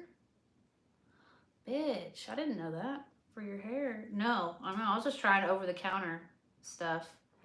No, I didn't even think about that. Was that who you would go to? They do with hair loss too, apparently. Damn, I didn't know that. I didn't know that was a dermatology specialty. No, I just figured I'm an old lady. I just figured this is part of the deal. I'm an old lady. I figured it could be hormonal, but this is the best I've ever taken care of myself and the best I've ever fed myself. So if it is hormones, we're just screwed. There's not a lot we can do about it. I was about to say, oh, you're so learned. You're so learned, Andrew. No, I don't know. I'm just treating it at home and hoping it gets better, you know. My mom had super thin, fine hair. My Nana has super thin, fine hair. Me having thick hair was unusual. So I feel like this is just like Father Time, Mother Nature catching up to me, as it were. Doesn't surprise me that they deal with hair loss. I assume scalp health has to do with hair loss. Yeah, for sure, for sure. I used to date a guy a long time ago who had really bad pimples on his scalp. Like what was it called? God, I can't remember. He used to go to a dermatologist for his scalp issues. I can't remember what it was called, but it was bad. He had bad scalp pimples. I don't know what it's called though. I forget. Have I looked into red light therapy? I have. Back when I went to Planet Fitness, I did the red light therapy there, but I didn't notice any difference from it. I probably did it like for 4 months, like every day that I went to Planet Fitness, and I noticed zero difference. But it could have been their bullshit bulbs or something like that. Who's to know? Science is so, when you're doing experiments and you're being a scientist and you're putting on your doctor coat, there's so many things, there's so many variables in any experiment that you're doing. It's like, how the hell are you ever supposed to know anything? Nothing's ever controlled enough. Mine is curly, frizzy, wavy, thick, and I just let it be wild, crazy, witchy vibes. You know, these are the feelings. These are the feelings. I get ads for hair transplants in Turkey, so maybe that's the next step. I'm not above it. I am not above it. If there's one thing y'all are going to learn about me from spending time with me on live, it's that I like to care for my appearance. I may not be the prettiest girl out there, okay? I know I'm no beauty queen, but if there is something that I can do for my face, or if it's something I can do, I'm going to do it. Like, I'm not into potions and lotions and stuff like that, but that's why I go and get Botox done, because I know it makes a real difference in my appearance, and I'm willing to keep doing it. You know what I mean? So if I got to the point where my hair was just whack as fuck, you better believe I would get my ass on a plane to Turkey and get that shit fixed. If I had the funds, I would definitely do it. Now, if I lost my hair tomorrow, would I be on my way to Turkey? Hell no. I'd be having to go fund me. And then I'd head my ass to Turkey. Because, no, I don't know. Who could afford that right now? Do y'all, anybody who pays attention to fitness, the fitness realm, Chris Bumstead got hair transplant from Turkey recently, and his head swelled up really big afterwards, but it's all de-swelled now. The hair came in wonderful. I think it looks great. Hair transplants are not what they used to be. They're not what they used to be. So we're all going to Turkey. God, wouldn't that be fun? And also terrifying at the same time. Now do you see what I mean? Yes, to embracing whatever the issue is. Anyways, 100%. 100%. I'm always going to be trying. I can't succeed at fixing my whole face all the time. I know my shit's going to look whack at some point. There's nothing I can do about it. But for now, I'm trying. I'm trying to keep up with it. I get Botox on the 13th, I think. The 13th or the 12th. Is that something you guys would want to go see? Is that something that you would want to watch? My esthetician put needles in my forehead? That would be interesting. That would be interesting. Y'all gotta, I don't know if she would let me film in there. Be like, hey, I'm doing a live stream. I'm not gonna sue you, I swear. Please let me film in here. She'll feel like hell no. Turn that shit off, number one, is what she'll say, I'm sure. I don't want to price match my esthetician, but I'm going to be forced to price match my esthetician very soon. You should not Groupon these things, but this shit is expensive. Okay, it's not like super rare anthurium expensive, but it's expensive. And I haven't been offered like a discount for like being there for a long time or like reward points. I haven't been offered much of anything. And I love the lady that I go to. Don't get me wrong, like she's the mom. I need loyalty points. I need customer rewards. I need something. You got to give me something. You know what I'm saying? Something. I need something. And I'm not getting anything. And I was told in the beginning there would be some sort of reward points for something, but I haven't gotten anything. So, I don't know. It's getting expensive out here. Do it, Shayna says. I would be there. Just ask ahead if you can record. Yeah, I'll probably call down there. I don't want to put her on the spot. That would be really weird of me to do. Really weird of me to do. I'm 51 years old, started tretinoin several months back, and it's a game changer. I also use tretinoin, and I forgot to tell you guys about that. But I don't use it very often. It's a face cream, if you're not familiar with it. Most of the people in my chat are probably familiar with it. They offered it to me the first time I got Botox. It's like a supplementary cream that you use, and it helps for your natural collagen production. I'm almost certain. But it's really rough on my skin. So some people can use it all the time.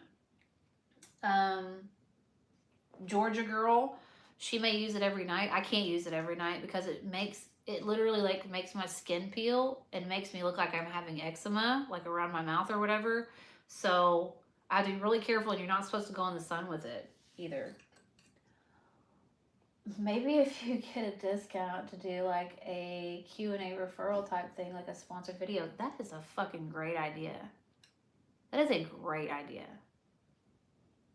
That sounds intimidating. Like I probably wouldn't do that very well, but it's a really good idea. I can tell her, at least I can tag her in the video, like the live stream. I can tag the place. I'm not, there's tons of places to get Botox. So the place I go locally is called Luminescence Day Spa. So if y'all look them up, it's a really small place, but it's the first place I've ever gone to. Yeah, I will definitely ask her. It's on the 13th, so we're gonna go down there and see what's up. I need a discount. I need someone to hook me up. I was so offended by the process of Botox that I even looked up how can you become certified to do Botox injections in Arkansas. And let me tell you what, you got to be an RN or a doctor to do Botox. So I'm going to go ahead and let them keep doing it because I'm not going to school to be an RN so that I can do injections. I don't fucking think so. But like I didn't know, like I thought it could be just like a certified type thing. In other states, you don't have to be a doctor or an RN. Like it's not every state that you have. I'm glad that you have to be that in Arkansas because I wouldn't want just some random ass person doing it. I knew the lady that was doing it for me was a doctor. I already knew that, but I didn't know if you had to be a doctor to do it, but you do. You have to be. So there's no becoming an injector in my future. Too bad though, because I totally would have done it. I would have done it.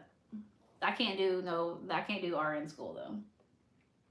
I found a Thai constellation at Walmart for $40. I don't know if that's good or not, but he bought it. Yeah, that's a good deal. That's a good deal. You got a good deal. Congratulations, Parker, on your Thai constellation grab. I still haven't seen one for that cheap. I'm hoping, crossing my fingers, mine will have one soon. I wonder if there's a money difference between RN versus doctor injections. I don't think so. I think it's just that's what you have to be certified to do. Like if you want to have people come and you want to give injections, you have to be an RN or a doctor. That's what it said online. That's what the Google said. That's what the Google said. I mean, if you're gonna give them to anybody else, I'm sure there's this, like, girl, I am capable of doing any damn thing. You know, you give me the right YouTube video, I could probably do a damn vasectomy on my own. I don't need help. I'm a do-it-yourself type of girl. And if they gave me a bottle of Botox, I bet you I could figure it out. Fucking permanently disfigure my face. No, never mind. I'll let them do it.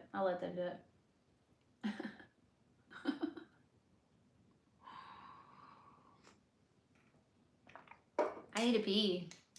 I think I'm gonna hold it. What are y'all's plans for today? What are y'all's plans? What are you doing? I'm supposed to get some laundry done because if I don't, Cletus isn't gonna have a damn thing to wear tomorrow. And I'm gonna have these hallucinations, or not hallucinations, these delusions of grandeur where I tell myself every time I do laundry that this is the time that I'm going to take all his shirts and iron them all, and then take all his pants and iron them all, so that I don't have to do it every single morning when we get up throughout the week. And then I'll have those delusions of grandeur, and then after things start coming out of the dryer, all that shit will leave my body like a demon, because I will not want to do any of that shit when it's over. But it feels like I'm gonna do it right now. Right now it feels like I'm going to get all his clothes ready, but I'm probably not gonna do that. I'm probably not.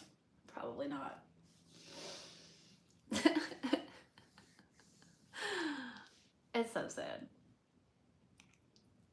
I mean, but the first thought that comes to your head was the vasectomy. Yeah, I feel like I could do that. It's easy. It's relatively pain-free, right? Y'all don't feel a lot of pain down there. It'd be easy. No big deal. I've seen him do it at a vet's office before. You just slice it down the middle, pull them out, and tie them together. No big deal. I'm raising monarch caterpillars, so I have to clean their tank and give them fresh leaves. I love that, Parker. I heard some disturbing shit the other day about how the monarchs are dying and they're not migrating like they once were. And that is fucking terrifying to think about a future that doesn't have monarch butterflies. Is that not the wackest shit? So thank you for raising some monarchs. I raised some stuff too, but I didn't know that there was some serious shit brewing with the monarchs. So I'm seriously thinking about planting the milkweed. Is that what the monarchs eat in my backyard? Like, I had no idea that it was reaching. Oh shit! Oh, my elbow. I had no idea it was reaching that level of insanity with the monarchs. That really hurt. Hair, skin, and nails, along with collagen, has helped my hair loss. Yeah, we do the supplements too. Working on Etsy orders, laundry, and hopefully taxes at some point. Ugh, not the taxes. Not a DIY plant stand or something, straight up ball surgery. Pam's Pretty Plants has raised monarchs. Yeah, man. That is the right thing. Milkweed, right? Yes, plant milkweed. I'm trying to learn how to identify it. So I was walking around yesterday in the morning on my dog walks because I suspect that there is a lot of milkweed in my neighborhood, and I was gonna just dig it up and bring it over to my house and stick it in the ground, if you know what I'm saying. Because it's weeds. Like, no one cares about it. So, because you can't buy milkweed. I don't know if you've ever tried to buy milkweed. I don't know how to buy it. Like, they consider it a weed, so they're not selling it places. Yeah, I haven't watched Pam in so long. Oh my gosh, what a blast from the past. Is she still making content? My feed is just not plants. I keep plants. I love plants. I have plants, but my feed is just not plants. I don't know. Sorry, guys. It's just not. It's fitness. I love podcasts and stuff like that, so it's a lot of like fitness long form podcasts. I got into those girls that were bodybuilding real big, you know, and I listened to a lot of their stuff and longevity stuff and how to live a long time and how to eat a diabetic stuff, you know, shit like that. That's my feed. Yeah, you should plant milkweed from seed because they're hard to transplant because they have deep roots. Oh, that's good to know, because I was just going to try to dig it up and go plant it in my yard. She does Instagram mostly, rarely does videos anymore. Really. You know who else I was thinking about the other day? That just popped into my head for no damn reason? Betsy Begonia. I wonder if she's still making videos. I need to look these girls up and see what's up. Betsy Begonia. She's a rare one. You could probably buy native milkweed from your local nurseries. They didn't have any. So that's the places where I was looking at it first, because that's what I was going to do, and they didn't have any. They sell tumbleweeds, and they're a nuisance here, so that's weird. You can find any, even though it's a weed. Yeah. No, nobody had it. Seed places sell milkweed seeds. She left and has come back recently too? Is she making plant content? Or just regular videos? I was there for a minute. She had some pretty artistic shit going on there for a minute. My phone's gonna die. Hang on. Some alternative shit. Hang on. Oh no, shit's dropping. Oh. Sorry, I had to plug up. That's cool. They're still out there making videos and stuff. Man, I remember back in the day when they wanted me to do like some sort of Christmas collabs and stuff, and they wanted me to sing a portion of a Christmas song, and I was like, y'all, I cannot do that.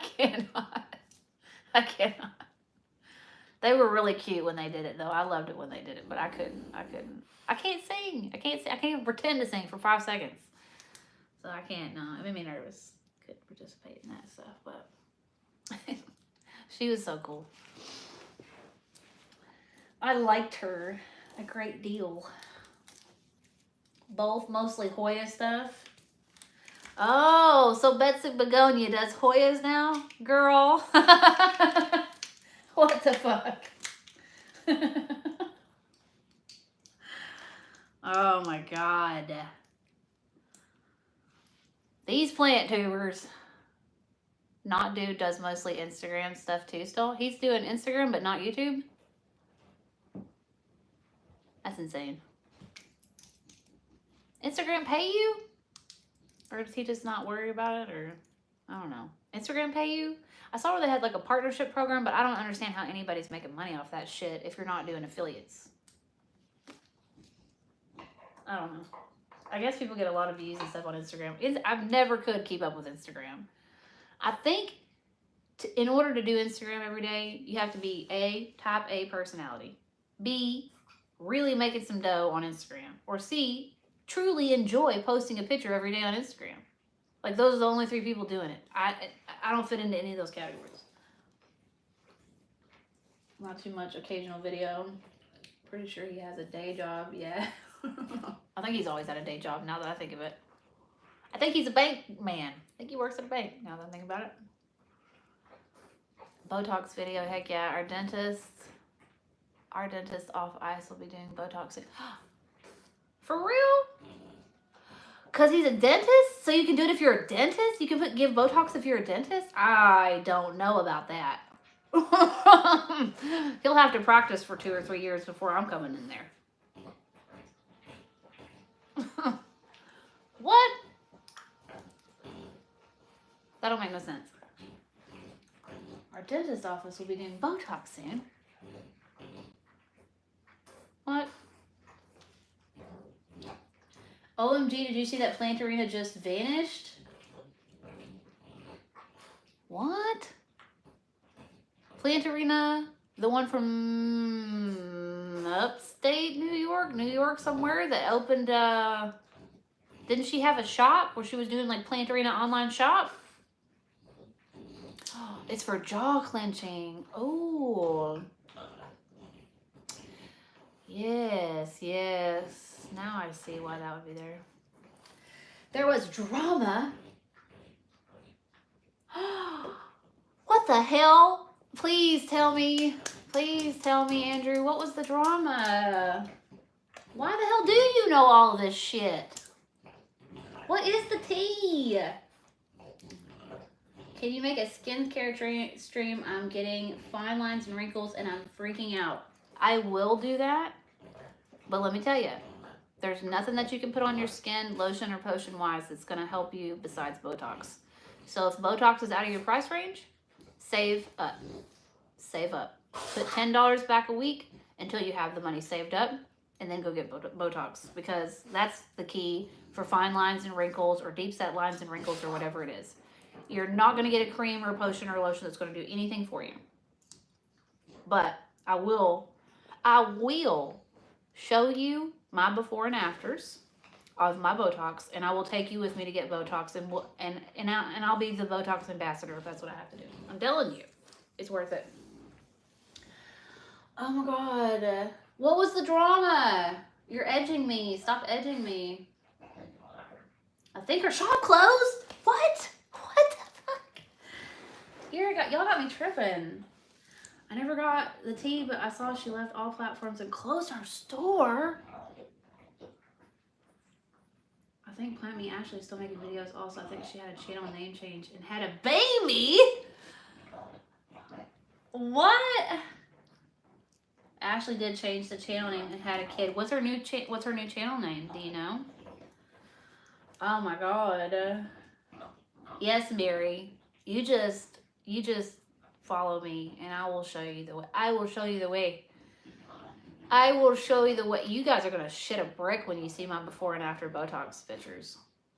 It is insane. It's wild. And I don't think y'all ever knew how bad my deep lines were getting, because I always had good lighting. I always had a really bright light on my face, which super diminishes lines and wrinkles and stuff, but I was getting them bad. They were bad. Bad, bad, bad. Yeah, I don't know what happened to her, but she just disappeared. Guys, I can't, y'all gotta give me more information than that. You can't just say she disappeared. You can't just say who was around? Andrew, what's the tea? Who was there?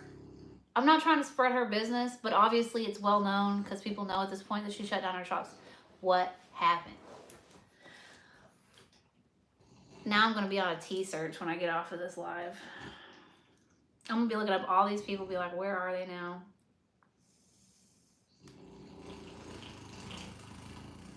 Oh my God. Are you okay? Lord have mercy. Nobody knows. Everybody just gonna sit there because nobody knows. It's Planting Ashley now, not a huge change. She did a video on why she changed the name. There's a whole story. I'm not so confused on why she changed her name. But it's interesting to know that she's doing it in a different thing now. I forget it all. I've got to look it up again. I think Pretty and Green did a video on it too. Pretty and Green. Pretty and Green. I'm literally going to put that shit in my phone because this is not... I want to know what's up. I want to know what happened. I disappeared. Other people disappeared. I'm sorry, 7-Eleven. I don't make you... I'm sorry I make you want to vape. That's not my intention. I'm a bad girl. Damn it. Where'd it go? Pretty and Green. Alright, cool. I got my homework now. I know what I'm going to go watch. Oh my God. It's kind of good to know I'm not the only one that fell off though completely. Well, I don't, not that that came out wrong. It's good to know I'm not alone. I'm not the only one that stopped making content or changed the name or is doing something different now. It's like, it's interesting when people on YouTube for a long time, people just be doing different shit, Look at Trisha Paytas. Look at how good she's doing right now. That girl goes in the shitter, out of the shitter, in the shitter, out of the shitter. Like, I'm not a fan of hers, but I just have seen like the character evolution of hers on YouTube over time, and it is wild. It's wild. So you can just pretty much reinvent yourself at any time that you want to on YouTube. I want to say it was part of YouTube hate. Oh, okay. Oh, okay.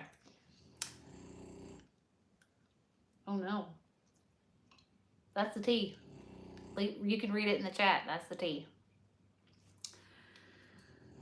Well, that would cause a lot of problems, and I could definitely see how that would cause some problems.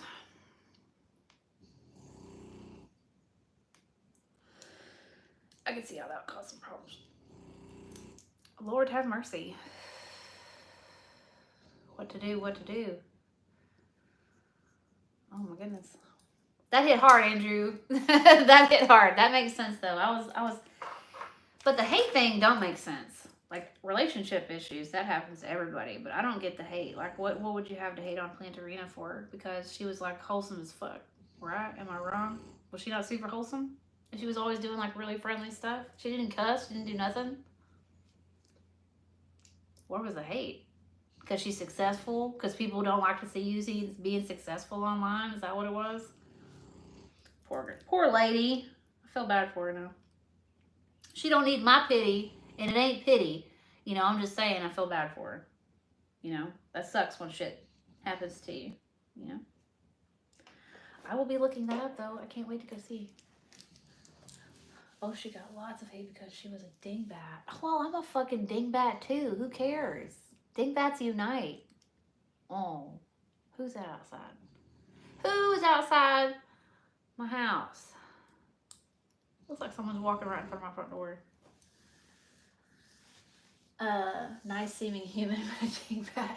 Yeah, she was very Aubrey Plaza. Oh my god. But also, why change the channel name because of a divorce? I can't anything about the situation, but that sounds like a legal issue. Oh, damn. Oh, man. Well, it's good to know that, yeah. Never really explained it, but I don't think she was able to talk about it. She has a new channel where she crafts. So she completely, no more plants at all. It's just straight crafts now? Wow. Yes, Babs. Dingbats unite. I'm not, do I look like a scientist to anybody?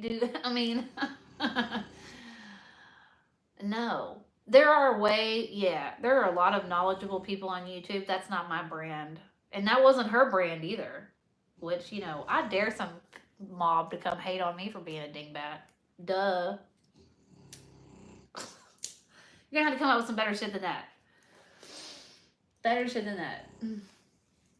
Yeah, that's so crazy. But never took her plant advice. Yeah, I wasn't there for her plant advice. That's the thing. Planterina, because she ain't even doing plant content anymore. She's doing crafts, so I can talk about it. That's the problem.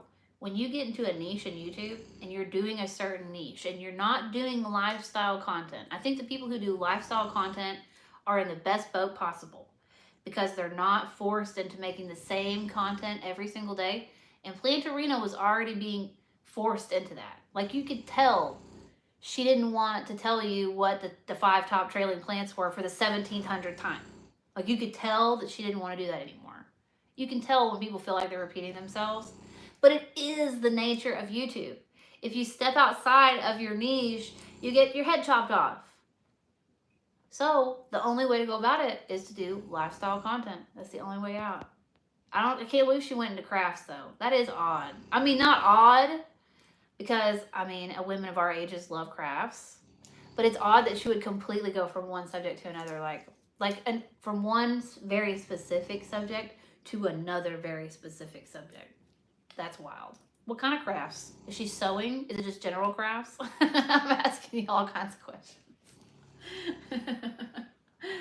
That was something about her channel. It was being creative with plants and decor stuff. Very much so true. Very much so true. Yeah. I loved Planterina parody videos. No! Oh my god. No, I've never seen any of them. No. Are there... There better not be any videos about me. Oh my god. I haven't. Oh my god. No, but I want to watch now. Oh, man. Oh my god. Oh my god. No. Oh no. Oh my god. Andrew, you got all the tea today. Damn. I don't know how I missed all that. I really don't. The parody videos are so funny. Oh no. Oh no.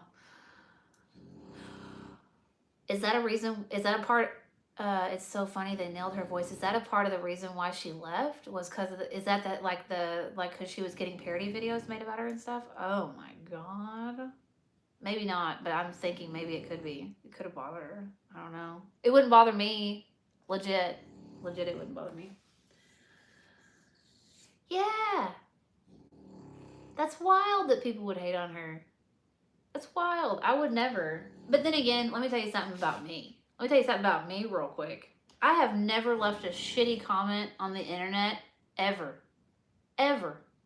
I've never once left a hate comment on anything, ever, in my entire life. If I don't like somebody's content, or I don't like your opinion, or I don't like what you have to say, I scroll, or I pick another video, or I do whatever. I have never once in my life left a hate comment. So when people get involved in the hate comment train and they're involved in some thread or they're talking shit or, I don't know, just generally being, you know, hunks of shit in general, you know, and just talking shit about, I've never done that. Publicly online, I have talked some massive amounts of shit behind the scenes, like a normal person, on the phone or in a text message thread, but I've never done it publicly online at someone. So you'll never catch me doing some shit like that. So if I ever have haters or someone who comes along and wants to leave like a really awful comment under my video or on a live or whatever, I can't even relate to that shit. I can't relate to it. You're basically like an alien to me because I can't relate to being shitty. To being that shitty of a person. I can't relate to it. So that's a little something about me. If you ever see some sort of a hate comment that looks like it was left by me, it wasn't me, girl. I didn't do it. I don't have time. I don't have time. I only have time to love you. I don't have time to hate you. I really don't. I'm too old. I'm too old. I don't even have the energy for it. You know? I think there was only like 2 parody videos. The trolls like to hate just to hate. If I don't like a video, I just do not recommend this channel and call it a day. Absolutely. Absolutely. Absolutely. But boy, I saw a lot of haters back in the day when I first started the plant channel and would watch other people's plant videos and stuff like that. They would get some hate. Like bad, awful comments. And I was like, oh my god. Oh my god. I don't know how they deal with it. Yeah, I don't get hate comments unless someone is actually doing something bad. Well, yeah, like it, yeah. I mean, even then, I probably don't have time, but yeah. For sure. I don't know. Winston, you're snoring. It's driving me insane. You want a treat? You want some bacon? You want some cheese? Do you want to come sit in my lap? Come here. Come here. Yeah, some turn off DMs. Oh.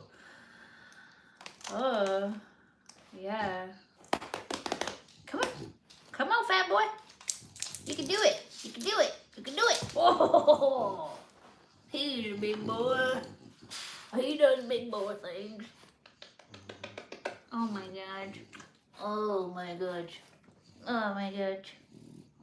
He's either snoring awake or he's snoring asleep. There is no in between. It's that parasocial relationship stuff. Posting a video makes people think you're asking for feedback. Yeah, I get it. And negative-ish comments are one thing. Like someone just not liking what you're doing and expressing themselves is one thing. When I say hate comments, I mean like that vile shit.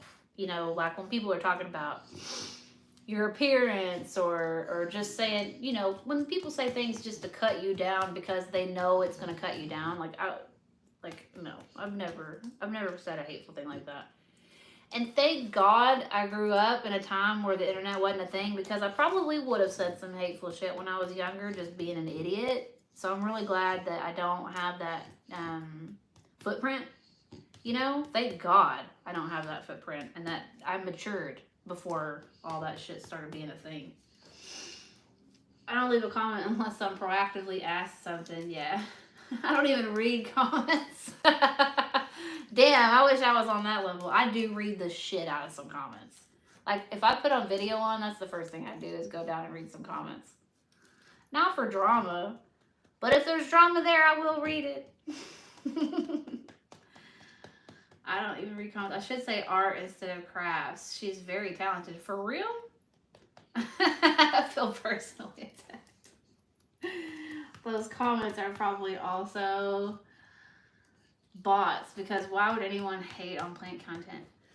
Why would a bot hate on plant content? I don't know. It just seems like some seriously mentally disturbed shit, you know? And it's unrelatable. It's really unrelatable. Now, Andrew, on the other hand, he leaves hate comments, but they're funny. You know, like, he likes to roast me, but to be honest with you, I enjoy a little roasting. So, low-key hate reading comments. I don't know those people. I don't need to know what they think. Really? You're not a comment reader at all? That's probably part of my problem, is I'll be down there reading all that shit. I have been on... I can't see the time. 2 hours. Oh, I have been on for 2 hours. I've been on for a couple of hours. We've just been chit-chatting. We ain't done nothing important. I haven't dyed anything. Oh, thanks, Andrew. You're so sweet.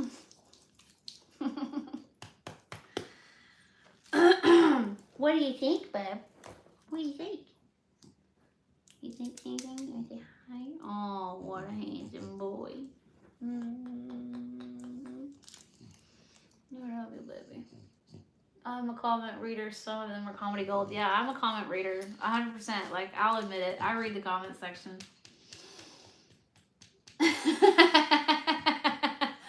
Dude, Andrew. I feel you on that one, because Casey does the same stuff. He does the exact same stuff. He was like, what do they mean by that? I'm like, stop. Just stop right now. That's so funny. You weigh a lot. You are very big. And you stinky. And you smell real bad. You do. We smell like Fritos or hay or corn chips. We smell a little like corn chips. Ugh, I'm eating it. Oh, God. Oh, God. Oh, what a stinky, distinguished gentleman. I know. What a love bug. Look at this little turd.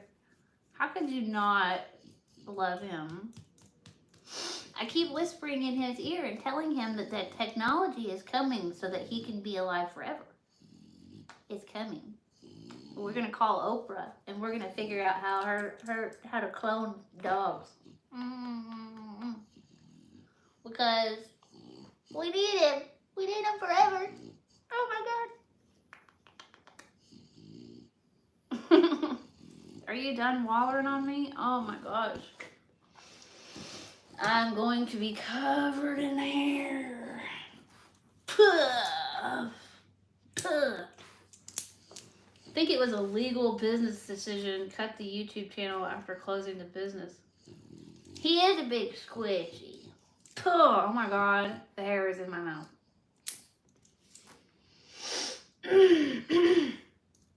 Well, if she was forced to shut down that YouTube channel over some legal shit, damn, what a horrific thing.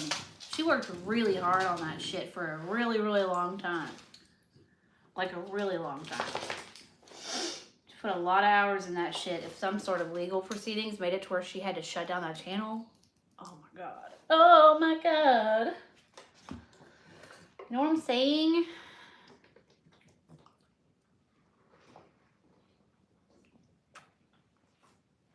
I'm starting to get hungry. Who's gonna cook for me? Who's gonna cook me lunch? I'm about to have to snap out of it and go back to being a domestic diva. And get my hands in some raw hamburger meat. And then get them stinky like bleach when I have to start a load of bleach laundry. Does anybody else, when they use bleach and the bleach doesn't even touch your finger, doesn't even touch you. It doesn't touch you. And you can smell bleach on your hands for the rest of the day. Does that happen to anybody else, or am I insane? Because I'm pretty sure I'm not getting the bleach on me, but like later on that day, I'll go like this and like wipe my face, and I swear to God, it smells like I stuck my fingers in bleach. What is that, and why does that happen? Or am I insane? I'm over here just scared I'm following bratty plant YouTubers now. What? What do you mean, Emily? What do you mean?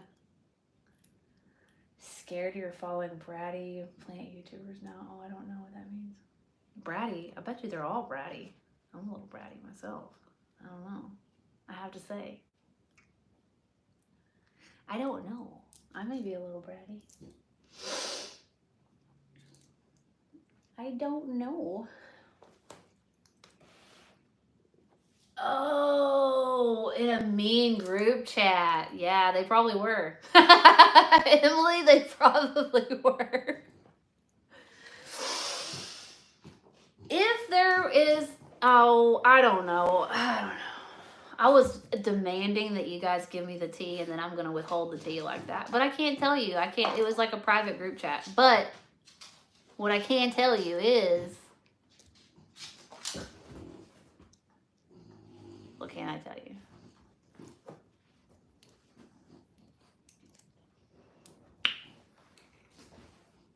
There was some bullying. Some bullying happened in that group chat.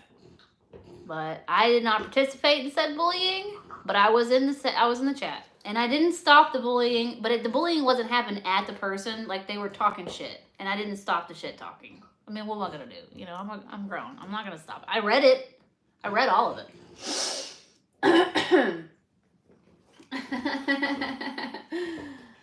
Yeah, it doesn't even matter now, because all the people who were involved in that stuff have kind of sortly moved on, done their own thing, changed their channels around. You know what I'm saying? So most of those people ain't even in it like they used to be anymore, so it's not really a big deal. But it was interesting to see, and it did affect me a lot, because I was like, holy shit, this is what's going on behind closed doors. Like, this is what people are talking about. Damn. Oh my God. Here's one thing. I'll tell you the subject matter at the very beginning of, I don't think it was the very beginning, but in the sort of beginning, it was like, it was a bullshit to use the word rare in your titles. And I don't know if they knew or not, like at the time, like I used to do that because I was buying rare, what I consider to be rare plants at the time. But they were like, oh, anybody that uses that, it's like, they don't know what the word rare means, blah, blah, blah. Anyways, it was a lot of mean girl activities. There's a lot of mean girl activities. But I'm not involved in the chats anymore. I couldn't tell you who's a mean girl anywhere anymore. I have no idea. I don't know. I never participated. I was never a mean girl. I didn't do it to anything or said anything to anybody. I think I made everybody kind of nervous because the chat went on for a really long time. Months and months and months. And I think they knew I was in the chat in the beginning of the chat, and then months later, I think everybody kind of forgot that I was in the chat. And then once they realized I was in the chat, I think things slowed down in the chat a lot because they thought that I was going to say something or do something. Yeah, there's a hate in every community, Tim, and that sucks. There's hate in every community. If there's people involved, it's gonna get shitty. That's just the way it is. If there's people involved in any community, there's going to be hate, there's going to be shitty comments, there's going to be grouping up in teams, you know? Were they bullying another YouTuber or viewers?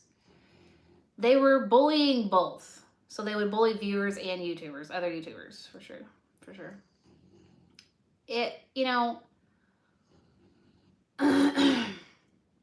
And I'm sure it's going on till this day. Till this day, I'm sure there's group chats of all kinds of people just be talking shit about all kinds of other people. You know, I'm sure I'm the subject of some group chats. You know, oh, Rachel this or oh, Rachel that. I'm sure. One could only hope that I was the subject of a group hate chat. Can you imagine? Can you imagine? I used to watch one of your plant peeps. One of you plant peeps, but I can't remember his name. He used to send you lots of plants, and you sent him stuff. He did a lot of unboxing. That was Cody, and he sent me a message like probably 3 or 4 months into me not being on YouTube, and he told me about some stuff, and I sent him a message back, and then like I haven't heard from him since then. I sent a follow-up message probably 2 months ago to like double check, you know, be like, hey man, haven't heard from you or whatever. Hope everything's okay.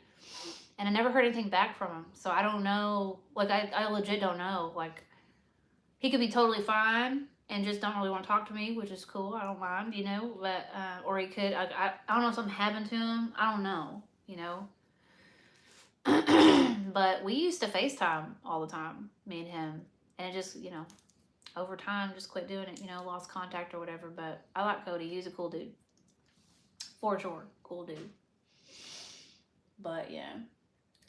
I'm just, and you know, I know y'all can't be here all the time when I go live and stuff like that. But speaking of parasocial relationships, like when I went live on, what day was it that I went live last? Saturday morning. I wanted to kind of sortly go live again on Saturday night because like I was having fun like chatting with y'all and stuff. Like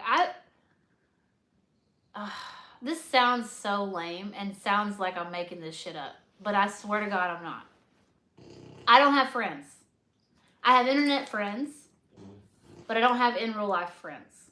So when we are, that's why I was like, I think I want to do this live streaming thing, because whenever we live stream together or hang out, thank you, Winston. Thank you. Shh. Hey, Bob. Enough. Whenever I'm live streaming, I legit feel like I'm having a conversation with friends, and it feels nice. Do you see what I'm saying? Like, is that not the saddest shit you've ever heard? I've had a couple of women in my lifetime, since I've been 30-something plus, who have reached out to me and have wanted to have coffee with me and have wanted to go on like a friend date with me and stuff like that.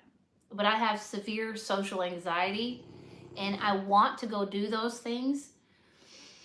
But I think I get freaked out at the last minute. And a lot of times I would cancel on those people because I would get like so overwhelmed with like just feeling like wild about it, you know?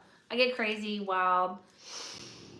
I don't know. I just get scared or whatever of like having a hardcore relationship with like another woman because I've had a lot of really traumatic experiences with women in the past. So I find it really hard to get close to women now that I'm a fully grown woman.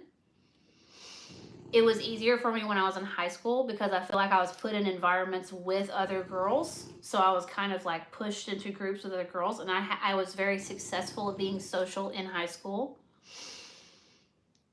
Pretty successful with being social with women at work when I would do like clerical work and things like that. But I have a really hard time being social with women now that I have been working for myself and working from home. Does that make sense? Like my social circle just doesn't exist anymore. Do you know if Cody still vlogs? I can't find his channel. Not sure if he changed or just stopped. I'm gonna look it up. But I think it's Plants by Cody. Oh, he might have changed his name too, and I can't remember. I can't remember if he changed it. But try Plants by Cody and see if he comes up. Can definitely relate. Yeah, so Emily, I just have a hard time making friends with women. I don't feel like I relate. I feel like I relate to you guys just fine. Like my dirty plant hoes, my dirty plant enthusiasts, and people who just I vibe with and who have been watching my channel for a long time. Zero problems relating with you guys. But real life grown ass women are harder to relate to. You know? Do you know what I mean? It's just hard. I don't vibe with a lot of people. You know? The closest I've come to having a coffee date was when I met Casey in our chat. I don't know if she's still here in the chat right now. She may be busy doing something or she might have left. But she's a dirty plant hoe or a dirty plant enthusiast, has been like watching my channel for years and years and years. And I ran into her at the dentist's office, like in IRL. I would want to have coffee with her.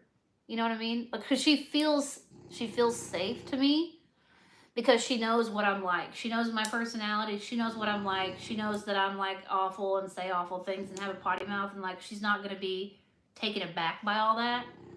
But if you go to like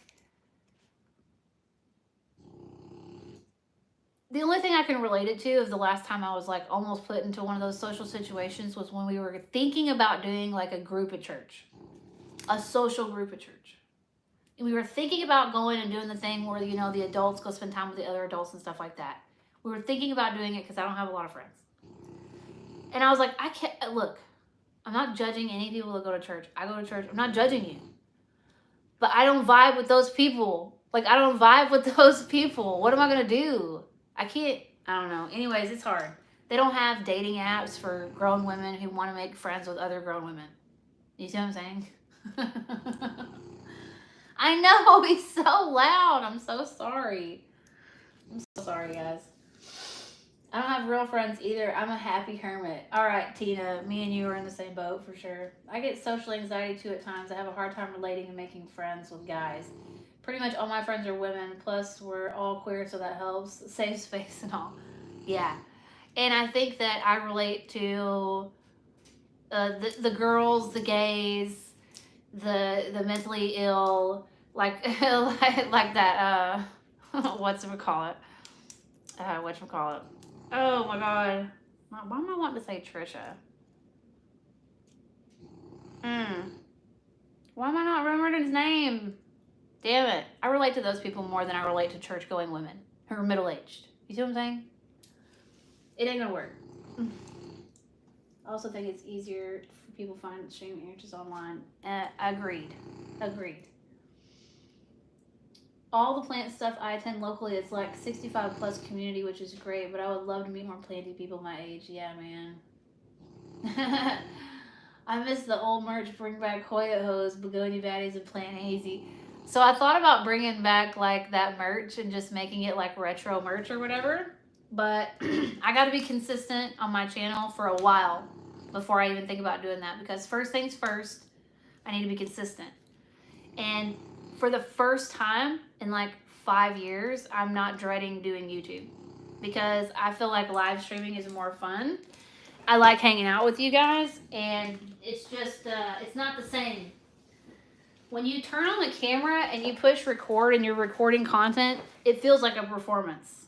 You're like, what's up everybody? Hi guys. Ta-da-da-da-da-da. And you're not, it's not as authentic and it's not as genuine. And I felt like I was performing and it felt weird. You know, it gets weird after a while. So this is just way better. Oh, you'll be waiting. All right, cool. I got to put out some good content first for a while and then we'll put out something different.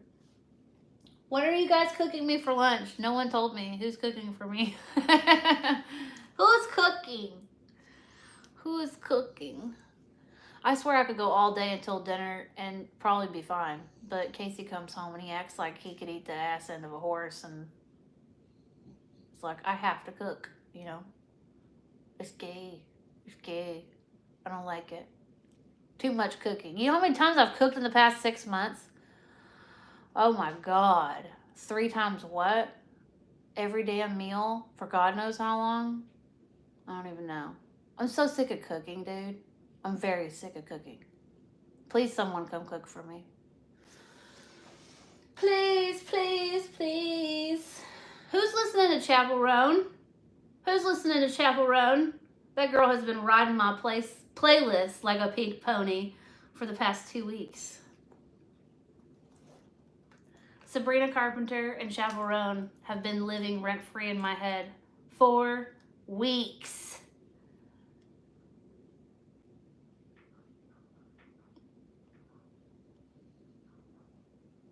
No, I tried to make some notes of some stuff that I wanted to talk to you guys about, but I already covered it all. Casual is my all-time favorite. Thank you, Mimi. And there's no stressing to edit. Yeah. So this makes me feel a little uncomfortable that I'm not like that I'm not like advertising something for y'all the whole time that we're sitting here. But I watch live streams in my own private time. I love live streams. I love chatting in live streams. And whenever I'm in live streams, I don't feel like the person I'm watching has to like do cartwheels the whole time. And I'm trying to realize that I also don't have to do cartwheels the whole time. You know what I'm saying? It's you kind of feel like since you're doing YouTube videos, you're like, hello, my honey, hello, my darling, hello, my ragtime girl. You don't really have to do that. the whole time. Hey, don't growl, don't bark. Don't bark. Don't do it. The headphone users will kill you, Bob. They'll kill you. It's not good. Don't do it.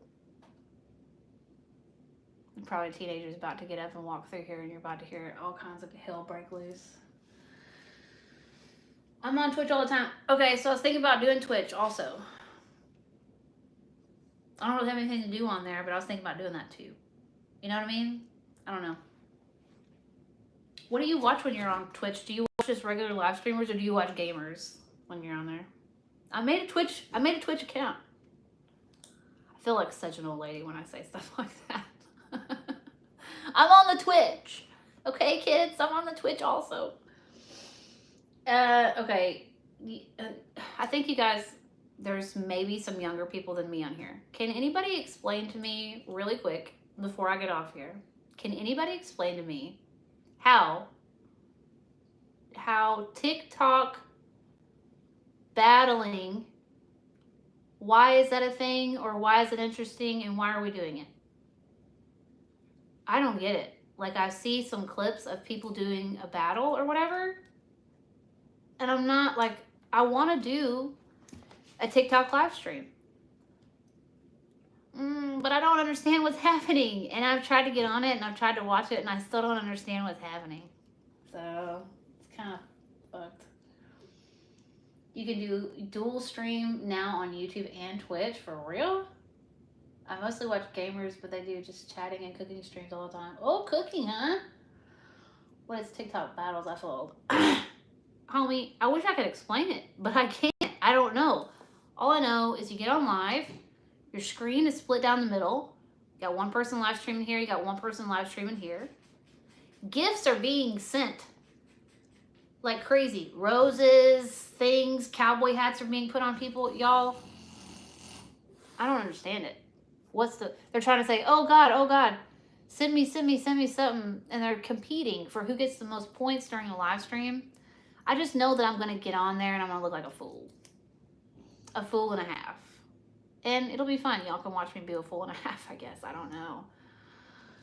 I don't grasp all of it fully, but as far as I understand, the viewers send gifts, which cost money, a portion of which goes to the creator. Real? I'm so old.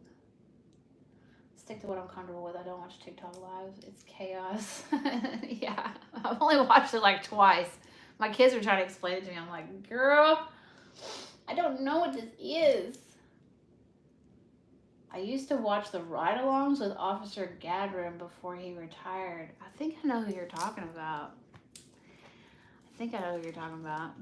On TikTok or on YouTube? TikTok is the shit. You like TikTok? All right. So when they send stuff to the creators, they're just sending it because they just want to see them win this battle? What are the costs of the gifts? Like, are we talking like 10 cents? $1? Is that why people are live streaming so often? Because they're just raking in cash over there? What is happening? What? Bro.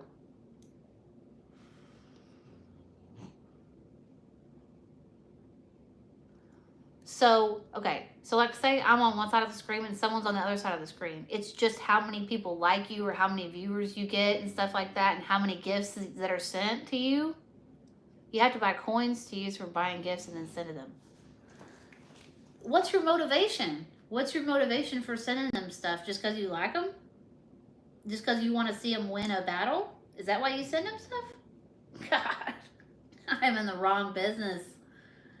I am in the wrong business. A couple of y'all have found my account over there on TikTok, and I haven't done a fucking thing, but y'all have still found me over there somehow. They're just paying to see the animation on the screen. Okay, so when they give the coins, or thank you guys for explaining this to me, because I'm so geriatric right now. Yeah, and why do creators only get a portion of the gift sent? I want them to get all of it. If I'm giving anything, it just seems scammy. Fan loyalty is crazy on TikTok, huh? They call them oilers on Twitch. Some people have too much money. Oilers, like they're oiling them up. He was mostly on YouTube. He kept getting copyright strikes for the music he had permissions. Yeah, that's another thing. Like, just a side note on playing music or whatever. I would like to play music. Like when we go to Sally's, like I'm really trying to plan this ahead in my brain. When we go to Sally's tomorrow and I'm in the car, I can't read the chat while we're driving. But I could be jamming out and playing some music. I don't mind sharing the revenue with YouTube if YouTube's gonna pop me for like copyright sharing, but I don't want to get a strike. You see what I'm saying? So I have no idea how it's gonna go down, and I don't want to like ride in silence. That's terrible. Why would I want to do that? And you guys don't want to ride in silence either. I do have social anxiety sometimes too, but I'm up for coffee, whatever you would like to already. Oh, Casey. You are so sweet. We could go have coffee sometime. I'm trying to work my way up to it. On that note, though, you know, have you ever seen those YouTubers that do the trips? They take the trips together? And I know I'm talking about anxiety when it comes to like traveling and stuff like that, but I'm not talking about going out of country or whatever. Have you ever seen the YouTubers that organize a trip where you have to go and like sign up for it, and then we all go to like a certain state, and then you have an itinerary, and you just pay to like go on this group trip together? Have you ever seen people do that? I saw Trailer Trash Tammy, of all people, do that on a cruise, where like she organized it where all of like the people that wanted to go with her on a cruise could go with her on a cruise. And I can't imagine anything more fun than something like that. I think it would be a strike, but most people will split the audio so the VOD doesn't have a sound. But I didn't care if you could do that on YouTube. I don't think I could do it live. That's the problem. But the thing is I've seen other creators go live and have music playing in their car, and I see them doing often. So that I don't think they could be getting, I don't know. I don't think they're breaking up their, I don't know. We're going to have to experiment, and if I get one strike, that ain't going to kill me. You know what I mean? I'll just know not to do it again. But damn. Just had a conference call recap the past 30 minutes from me. It was just a bunch of me talking shit. There you go. Recapped. All done. All done. Oh, they were trying to explain TikTok to me, the old head. They were trying to explain TikTok to me and what it's all about. Apparently people pay just to throw shit at you and see the animations on the screen and stuff like that. And apparently there's some crazy fan loyalty over there on TikTok. I'm scared. Number one, I don't ever spend time on TikTok. Only TikTok I see is the stuff that's reposted on Instagram or the stuff that my kids send me to my message box. I don't spend time on TikTok. So if I go from not being on TikTok at all to doing a TikTok live, I mean, that's basically like jumping out of an airplane without a parachute. Am I right? Am I right? Like, I don't think I could see myself doing that. I don't know. Those children would eat me alive. Not to mention that. You want to talk about hate comments? You want to talk about catty shit and bitches and mean girls? That's nothing but middle schoolers on TikTok. They're going to give me fucking issues with my appearance that I didn't even know I had. That's what's going to happen there. TikTok is just a mental institution waiting to happen for me, most likely. Oh, God, I don't get it. I don't care.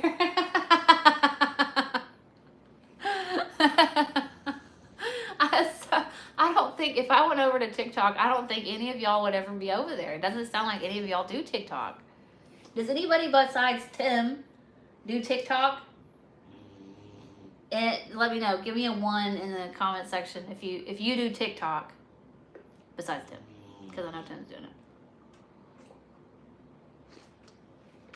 Wait until you see the wallpaper. Those kids are brutal. Fuck the wallpaper. I don't give a shit if they say something about the wallpaper. If they say something about me or my face, they're going to say something about my nails for sure. Look at this bitch. Ugh, how does she wipe her ass? Ugh, ugh, think about all the germs and the bacteria. Ugh, ugh, ugh, ugh. Like, I haven't heard that a fucking million times. TikTok is for the youngsters. No TikTok. No, see, we don't do TikTok over here. We're not TikTokers. What are you talking about? TikTok is awful. So y'all wouldn't be over there. There's, oh, the trash man. The trash man's here. Shh. Sorry, you guys. Take your headphones out. I don't know how much more he's gonna bark. Guess who didn't take the trash to the curb? That would be me. I did not take the trash to the curb. I'm missing the trash currently right now as we speak. Y'all think I'm bad. Hey, hush, hush, come here. Come here, the trash man can't hurt you. Come here. Waiting. Come to mom. Yeah. No. No, I don't want him to bark. He's so loud. He's a menace to society. He's a terrible, terrible boy. God, if I had the rest of the dogs in here, y'all would have lost your hearing completely. I've had those days too. Yeah, I miss the garbage truck more often than I get the garbage truck. That's some more real life shit for you. Yeah, no. And I'm supposed to be the one to tell the boys to go take it out. And I can't remember to tell them to take it out. They are screwed. When they get older, it's a travesty. They're screwed. They're never going to get the trash out. There's going to be a pile of trash outside of their house someday. Run for it and take us with you. Hell no! Hell no, I ain't running out there. No way. No way. Your hubby didn't take the garbage out? No, he didn't take the garbage out. You know what? Maybe I'm a liar. Maybe he did take it out. No, he didn't take that shit out. No. I'm going to tell you something. That's the good thing about me and Casey being together is that he is not perfect, and neither am I, baby. And we just be not perfect together. We are the most perfectly imperfect people ever. And I am not perfect with my housework, and he is not perfect with the things that men are supposed to do around the house. And we're very, very forgiving of each other. Very forgiving. Me especially. We are very forgiving of each other's shortcomings. I would say that Casey is, I call him mess blind. He's mess blind. So if he comes into the house and it's still messy or whatever from the day, he doesn't even see it. He doesn't see the mess, like, which is a good thing if you're responsible for the mess. But if Casey's responsible for the mess, he's also mess blind, and he can't see that he's made a mess, but he also doesn't see my shortcomings. If you can find you a man that can walk into the house and not see your shortcomings and not see the messes, don't ever let him go. Don't ever let him go. Don't ever let him go. It's too damn hot to do anything, I'm telling you. They shouldn't need you to tell them. I know they shouldn't need me to tell them. I know. Just a pair of 50-year-olds. Fuck you, Andrew. Casey loved that comment the other day, by the way. I will be 40 this year. Okay, it's fucking old enough. Old enough for me. Thank you. Sorry if you're older than 40. I know. It's old enough for me. He's going to be 51 in September. Okay, so no matter how old I get, he will always be older than me. And that's why I married him, because I like an older man that's never going to make me feel older.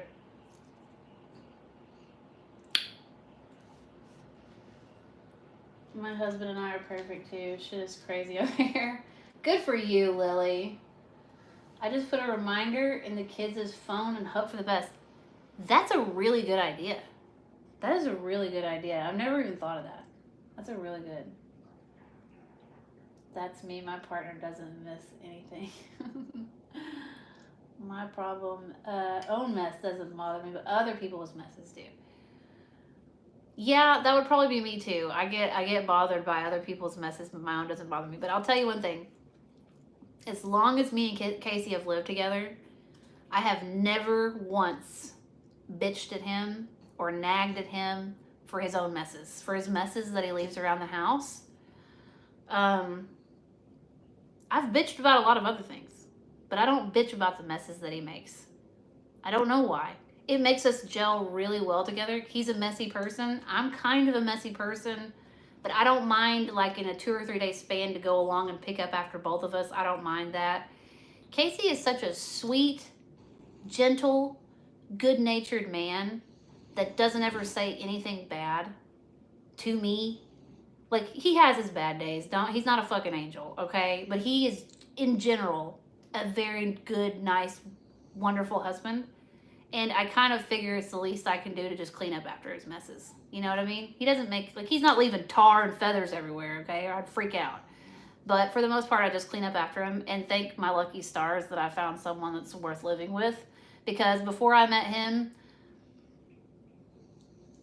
it was looking like I was going to be a cat lady, dude. It was looking really bad. So I'm glad I found him, and I don't mind cleaning up after him.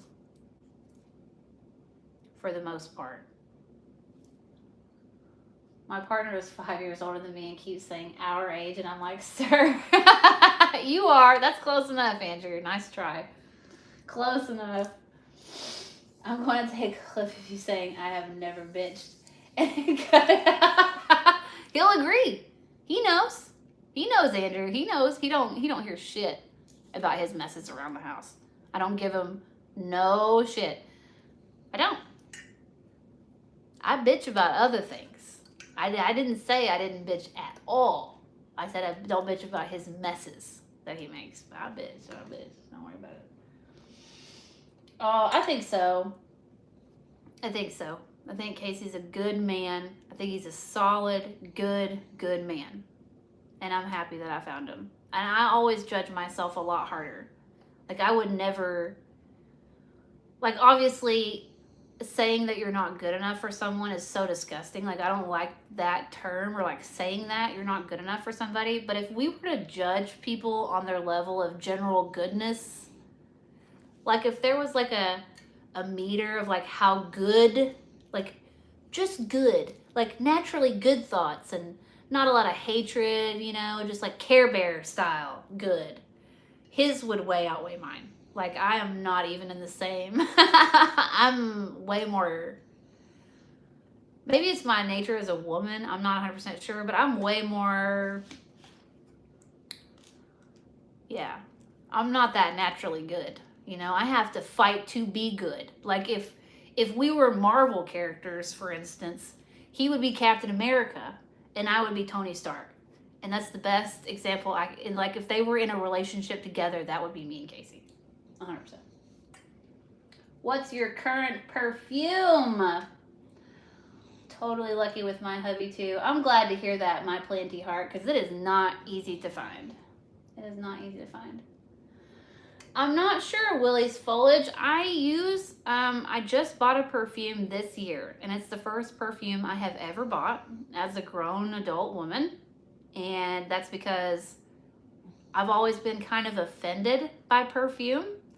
I have a very sensitive nose, and I was forced to ride in the car when I was a kid with people who wore way too much perfume.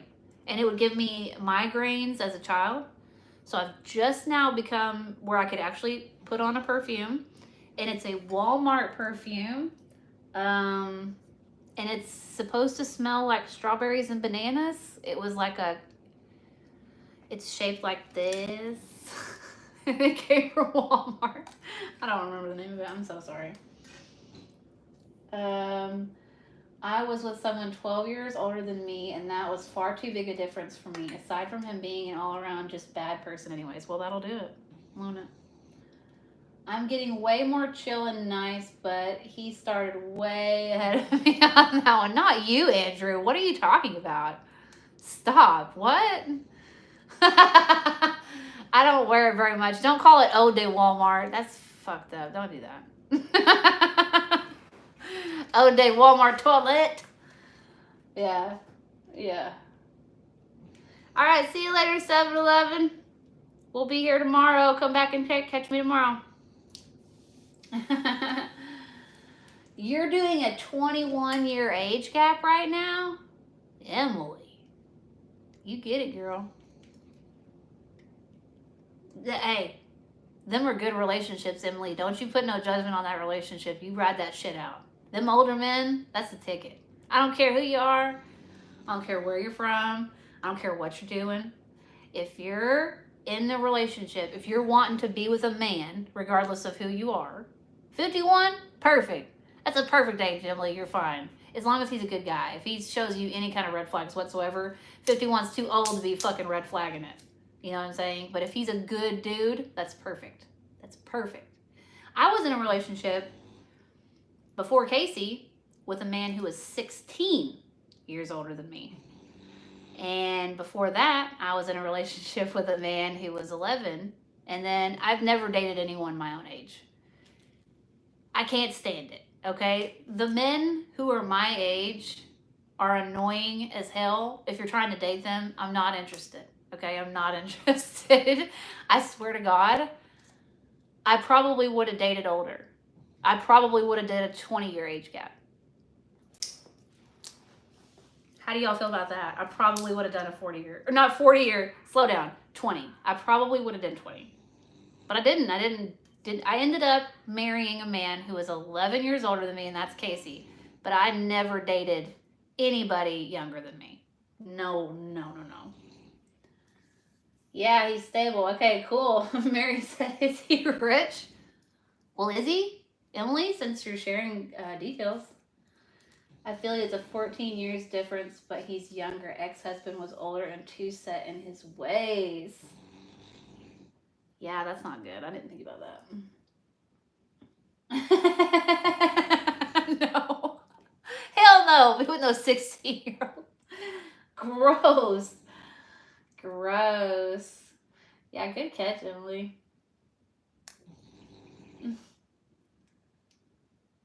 Oh my gosh.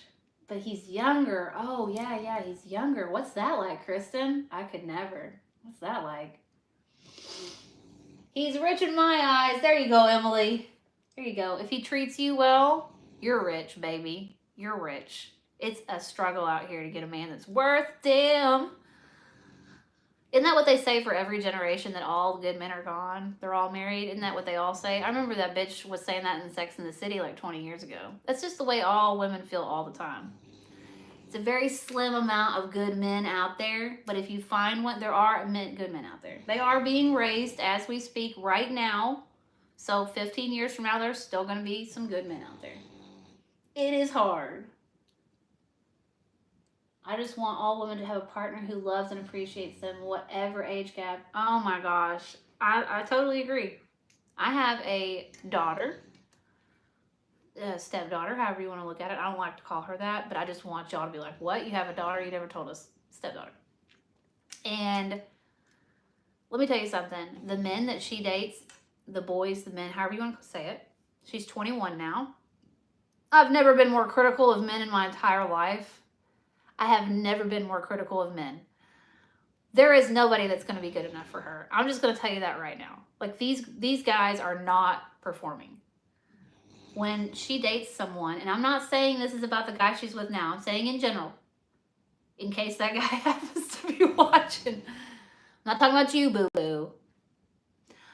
But they're just not performing quite on the level of, like, Casey or her dad. And my standards are really high now. You know what I mean? And when she tells me about some of the experiences she has with some of the guys she's dating, I want to be like, girl, no, dump him. Dump him right now. And I can't tell her to do that, you know? I mean, she's got to figure her own shit out. But, some of the things that she has gone through, I'm like, girl, please stop. How good does your daddy have to be before you realize that these guys are not worth fucking with at all? Period. Oh, thank you, Emily. I'm really trying hard to raise some good men. My partner moved 1,500 miles for me. Talk about pressure. Yes. I would have moved for you, Andrew. He had to get that wild ass and tame it right away. Right away. I think that the same can be said for good men trying to find a good woman too. Britches are crazy these days. I 100% agree, Tina. These girls are hoes these days. Straight up hookers, okay? It's hard to find a girl that her whole ass ain't hanging out all over the damn street. He treats me like I'm his whole world. Never felt love like this. Loves for me. Me for me. We accept each other's fault. He's like Casey. He doesn't notice my shortcomings and I accept his. That's beautiful. Kristen, is that the younger guy? Is that the 14 years younger guy that's like that? Hey, hey. Look at you. How long have you... Oh, 7 years, Andrew, you've been with your partner. That's around about the same time. We've been together 8 years. Close. Dump him is my most used phrase. Oh my God, I'm so mean to like her potential, like not to their faces. Of course, I'm very, you know, nice to their faces, but I'm mean behind the scenes. I'm like, girl, what? What? Like when we're getting details about stuff, I'm like, what? Like, oh my God. Because in my eyes, she should be treated like a queen. You know what I mean? And these guys just ain't coming in with the... They're not worshiping appropriately. You know what I mean? Uh-oh. No, it ain't 11:45. Oh my God, I can't believe it's 11:45. You know the saying, boys marry women like their mama and girls marry men like their daddy? Yes, I do know that. But I wish she would date... I mean, you know... Yeah, that's true. Younger, he doesn't play games, just says what he means and feels such a difference.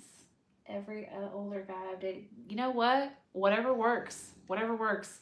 That is so crazy. Like, I couldn't imagine a 14-year age difference in the other direction. But if he's a good man, he's a good man. That's what's up. Congrats, Andrew. Yeah, all right, I gotta get off here. I gotta go make burgers because Casey's gonna be calling me before too long, and I gotta make burgers and stuff. I don't know. I like hanging out with you guys today. You're gonna come hang out with me tomorrow? You're gonna come with me to go do a Sally's trip and see if we can get a strike for listening to music on the way down there. There won't be... the wallpaper will be gone. We'll be in the car, and so that'll be nice. And then maybe the next day we'll do the dyeing or whatever, because it's going to take probably a while to go back and forth to Sally's. But anyways, thank you guys for coming and hanging out with me and stuff. I will be back tomorrow, okay? So, hey, okay, I can't wait to see you too, Tim. So anyways, I don't know how to end these things, really. Other than to say... You're such a bitch. I'm gonna paint just this one corner. I'm gonna paint it from here to here. You know it? Later, taters. Bye, y'all. See you tomorrow.